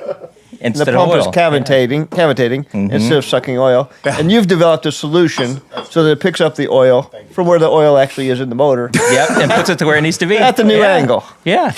Well, the thing is, too, you're not just popping a quick little wheelie. These guys are holding them. They're hanging out on the back. They're just, you have to Jumping around understand, on the John, seat. if I have a really long straw, I can have your milkshake too. Good luck, motherfucker. So what I think is hilarious about this, and this is just purely anecdotal for the fuck of it. Many, many years ago, this company called Aprilia had designed a V-twin powered super motard. Yeah, I had one. Okay. 3 of them, actually. And, okay. And so we're out in Palm Springs, California. It gets warm there. Yeah. A bit toasty. Really? It's in the desert, isn't it? Couldn't put my hand on the windshield from inside the car with the air conditioning on. Hot. And so we went out, we're test riding Aprilias in the mountains because up at the higher elevations, it's cold and they have a tram and it's all kind of cool shit. But you got to be up at higher elevations, otherwise your face will melt off. And so we're like, we're going to test ride all the new Aprilias. It's going to be cool. And we do all that. It's great. We come back and Aprilia goes, hey guys, we got a special treat for you. We got these 4 guys who are the world's greatest backyard stunt wheelie pullers. And we've given them all the Aprilia SVX. Yeah. The SVX 550s. Yep. And we've given these guys the SVX and we've roped off this section of the parking lot and we're going to let them do what they do best. And that is burn tires and do wheelies. And these guys were like, on brand new motorcycles that we don't own. And they just went, fuck yeah. And I mean, these guys, they got these guys from jail. I don't know where they got these guys from, but they got these guys from the motorcycle sex crimes unit. And they brought these dudes out and they did exactly what they do. They did wheelies into stoppies and smoky tire rolly burnouts until each and every motor went bang. Really? And when they blew up the first 4, they rolled out 4 more. And now this That's is a marketing. V-twin. I was about to say. This is a V-twin powered liquid cooled motorcycle. But it had a problem with oil starvation at the 12 o'clock situation. But nobody ever briefed anybody on that. And the guys at Aprilia, well, they didn't really know that either because they're too busy focusing on Capo Nords and all other kind of shit. This whole supermotor thing's new to them. Yeah. And let alone the stunting thing, and realizing that the Italian engineers had never, ever conceived that this bike would have its small quantity of oil for a V-twin 550 hiding at the back of the oil crankcase and not going to any parts of the motor that needed it. Bang, bang, bang, bang. Renee and I are watching them fucking murder bikes that are minutes old. How much were the retail on this bike? Oh, $10,999 back in the day. Yeah. This is an $11,000 bike that had a 7-second warranty. And so what it was, we watched them blow up. And mind you, this is when they're trying to get dealers to buy them. Right. They're getting dealers there. And I'm going to... So, wait, just real quick. I'm having a glass of this. Yeah. And now I understand why Tom is speaking in cursive. En français. Is that black? Yeah, you got to put some bourbon in there to thin it out. No, that's what he did. Oh, he did? He made me the mix. Yeah, dude, get some ice in there. You'll thank me. No, I'll ice it out for you. I'm Okay. just like, oh boy. No. Well, this is a Donkey Phil drink. It's, the only person that can keep up with me on this kind of shit is Merritt. She got an angry mouth. But You got an angry mouth. don't ever fucking be like, Merritt, just bring us a drink. Merritt will come back with some fucking shit that will haunt you. Yeah. Peggy loves just a fucking martini, straight up. Yeah. Oh, I'd like some vodka with a splash of Right. a little bit of olive. While looking at a Stroh's bottle of put in it. vermouth. Yeah. Right, exactly. But they brought these out and they were telling dealers, and I don't know if you don't know about this shit, when your dealer, they take you to the dealer meeting, not to be like, you're great, here's a steak dinner and blowjobs. No, they take you out there to tell you, we're giving you a dinner, we're giving you Jay Leno is coming out, and then we're going to show you a list of the bikes you have to buy today. And this represents $1 million. Yeah. So everybody would be like, well, I got my dealer meeting at 4 p.m. with my rep. And you're like, these guys are all like fucking, oh man, the steak is good. The lazy river's fun, right? We're going to go out ride the motorcycles. Yay, that's great. But I got my fucking meeting. I know they're going to make me take an extra 40 bikes this month or this year or whatever. And then you go in for the meeting with your rep and you're like, you come out and you're bleeding and the whole thing and your butt hurts and you're out $1 million for a bunch of 50cc bikes you can't sell. And that's a dealer meeting. That's what it is. But in the meantime, though, they just blew up 20 fucking, and I'm lying, it's 12 bikes. They blew up 12 bikes in 150-degree weather. And now they're like, and by the way, you got to take 4 of those. The fuck I will. They don't last minutes, right? Oh, yeah, but they were abusing them. You think my customers are going to abuse them? Have you been to Cleveland? Yeah. Super motard riders tend to be very calm, Yeah. respectable, law-abiding riders. How is that Aprilia Mana? The word tard is in it. Okay? Good point. Okay. I think you got a point there. So I don't know if that's ever been pointed out so eloquently before. Yeah, right. That was good. we signed for 0 of them. At gunpoint. I was like, I will kill you. Do not make me take this. I'm straight up. I will break it, taking it out of the crate. I will return it to you in pieces. It will look like the dog chewed on it. Okay, we understand. We look pretty bad. The start show thing was a bad idea. Okay, great. Cool. No, it was a good idea. Now, hold on. Kept you from fucking- I'm going to tell you Not how good they for fixed them. the problem. Okay, guys, we may have oversold this. So here's the deal. We're going to sell these bikes for $10,000. But when you buy one, you're going to get the bike you paid for with a title and an extra free bike That we just blew up. with no title A broken one. that we just rebuilt the motor in, but we're not willing to give it a warranty because we're not so sure how good we are at rebuilding these motors. And because Unky Phil has a phrase that which the factory hath assembled, let no man ever disassemble ever again. Because you're like, I build motors, I'm good at it. Yeah, good.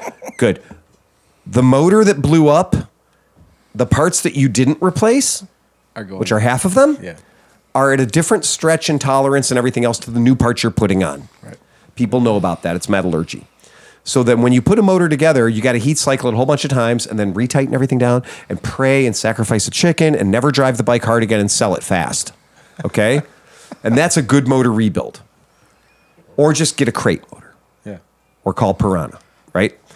Call Jack and he'll send you a motor. Now, here's the trick. All these guys were like, hey man, I can get Aprilia SVX 550. Buy one, get one free. And the other one doesn't have a title. But I know a guy. And I can have two of them with titles. And I can go out and be cool and everything else. And I'm like, you don't have enough motors. No, it's going to be great. No, it's not going to be great. Every single dude in Cleveland that brought one to my shop with holes in it and shit, like just straight up fucked. And I was like, yeah, that's that. Yeah, but they were 2 for 1. And I'm like, yeah. And how much fun was that? For like an hour. They had a lifespan of minutes. I do not understand how a company as big as Aprilia could make it all the way through R&D, get all the way to production, put together a sweetheart of a guy. They're fun as fuck. You had one. Yeah. I've ridden customers' bikes. It's a DRZ on meth crack fentanyl fucking God. It's so much fun. Well, fentanyl, that'd be no. Just dude, it is a DRZ with torque. It met Walter Everywhere. White. It was a DRZ with torque everywhere. It was a DRZ that could run 85 miles an hour and just be like, huh. But if you did a wheelie or you did anything silly and fun and exciting, it would just... And then when then you'd had to find out what the parts from Aprilia would cost. Because the warranty on this bike was 7 seconds. Right. Like the thing said, like, no warranty expressed or implied. This is for competition use only. And people were like, did you know that piston and conrod and crank is like $1,138? And I'm like, yeah, I know. I was Googling that shit when I was watching guys burn them down on the track every 9 minutes. Yeah, I knew they were. I was high-fiving the guy next to me saying, there's another $1,300 crank. We figured that shit out right quick in a hurry. To this day, we have one guy in Cleveland that has one of those bikes, and he drives it like it's made of glass. Yeah. He's not fucking around. He's like hourly oil changes. Yeah. Wow. He's straight up. But, hey, I've never met its equal that didn't say Ducati on the side. Yeah. That's all there is to it, man. If you bought one or it's your dream bike, sorry, dude. Did you see that Ducati is starting to build dirt bikes, like motocross bikes? Why not? I mean, they look pretty fun. Fantastic. At this point, Triumphs at this in the point, game? if Frigidaire made a dirt bike, I wouldn't be shocked at all. Sure, it was built by Chemco. But Yeah, exactly. Right. At this point, it's probably a Longchin, honestly. I talked to Chris. Right. It's probably a Longchin. Interestingly enough, they're using the Desmo drivetrain, valve train, Oh, too. yeah. Good, because Desmondronic look, if you can 450. push and pull at the same time, you should. Yeah. And they're saying you can hit extreme RPM with them. Yeah, because there's no For such, 7 seconds. I was going to say there's absolutely no such thing as floating a valve when you're pushing it open and pushing it closed. And not floating valves is great if you're bouncing off the rev limiter all the time. That's really a cool thing. But man, look, man. The only thing that ever scares me ever is a Ducati service invoice. Because they're going to figure out a way to make those little plastic clips that hold the panels on have the word Ducati on them. Yeah. And you're going to have to pay a fucking luxury tax Well, on you that remember shit. our Like, buddy Mark? I still talk to Mark quite a bit. Yeah. That he went to Texas to be a Ducati tech at the world's largest Ducati, thing. Oh yeah, we know AF1 racing. Yeah. Oh yeah. We know those guys by name. Yeah. So if you put the Before or penis- after they went to jail. Anyways, but he was telling me how much money would just come in. Guys would come and buy a $60,000 Ducati, but then they'd make another $60,000 off of them just like servicing the bikes. oh, your first oil change, that's $1,250. They just let them bring that in. I mean, they're just taking it right there with like a Lamborghini where it's $25,000 for an oil change. If you're concerned about the cost of maintenance on the Ducati, you are not a Ducati owner. Right. You shouldn't be. Step away from the red jacket. Right. You're cool, man. Get a Honda. You're fine. Yeah. Get an SV650, as Josh Denal called it, the Ducati. You'll be fine, and you'll have money left over. Right. It'll be great. Right? Yeah. That's. I mean, I am lapsed.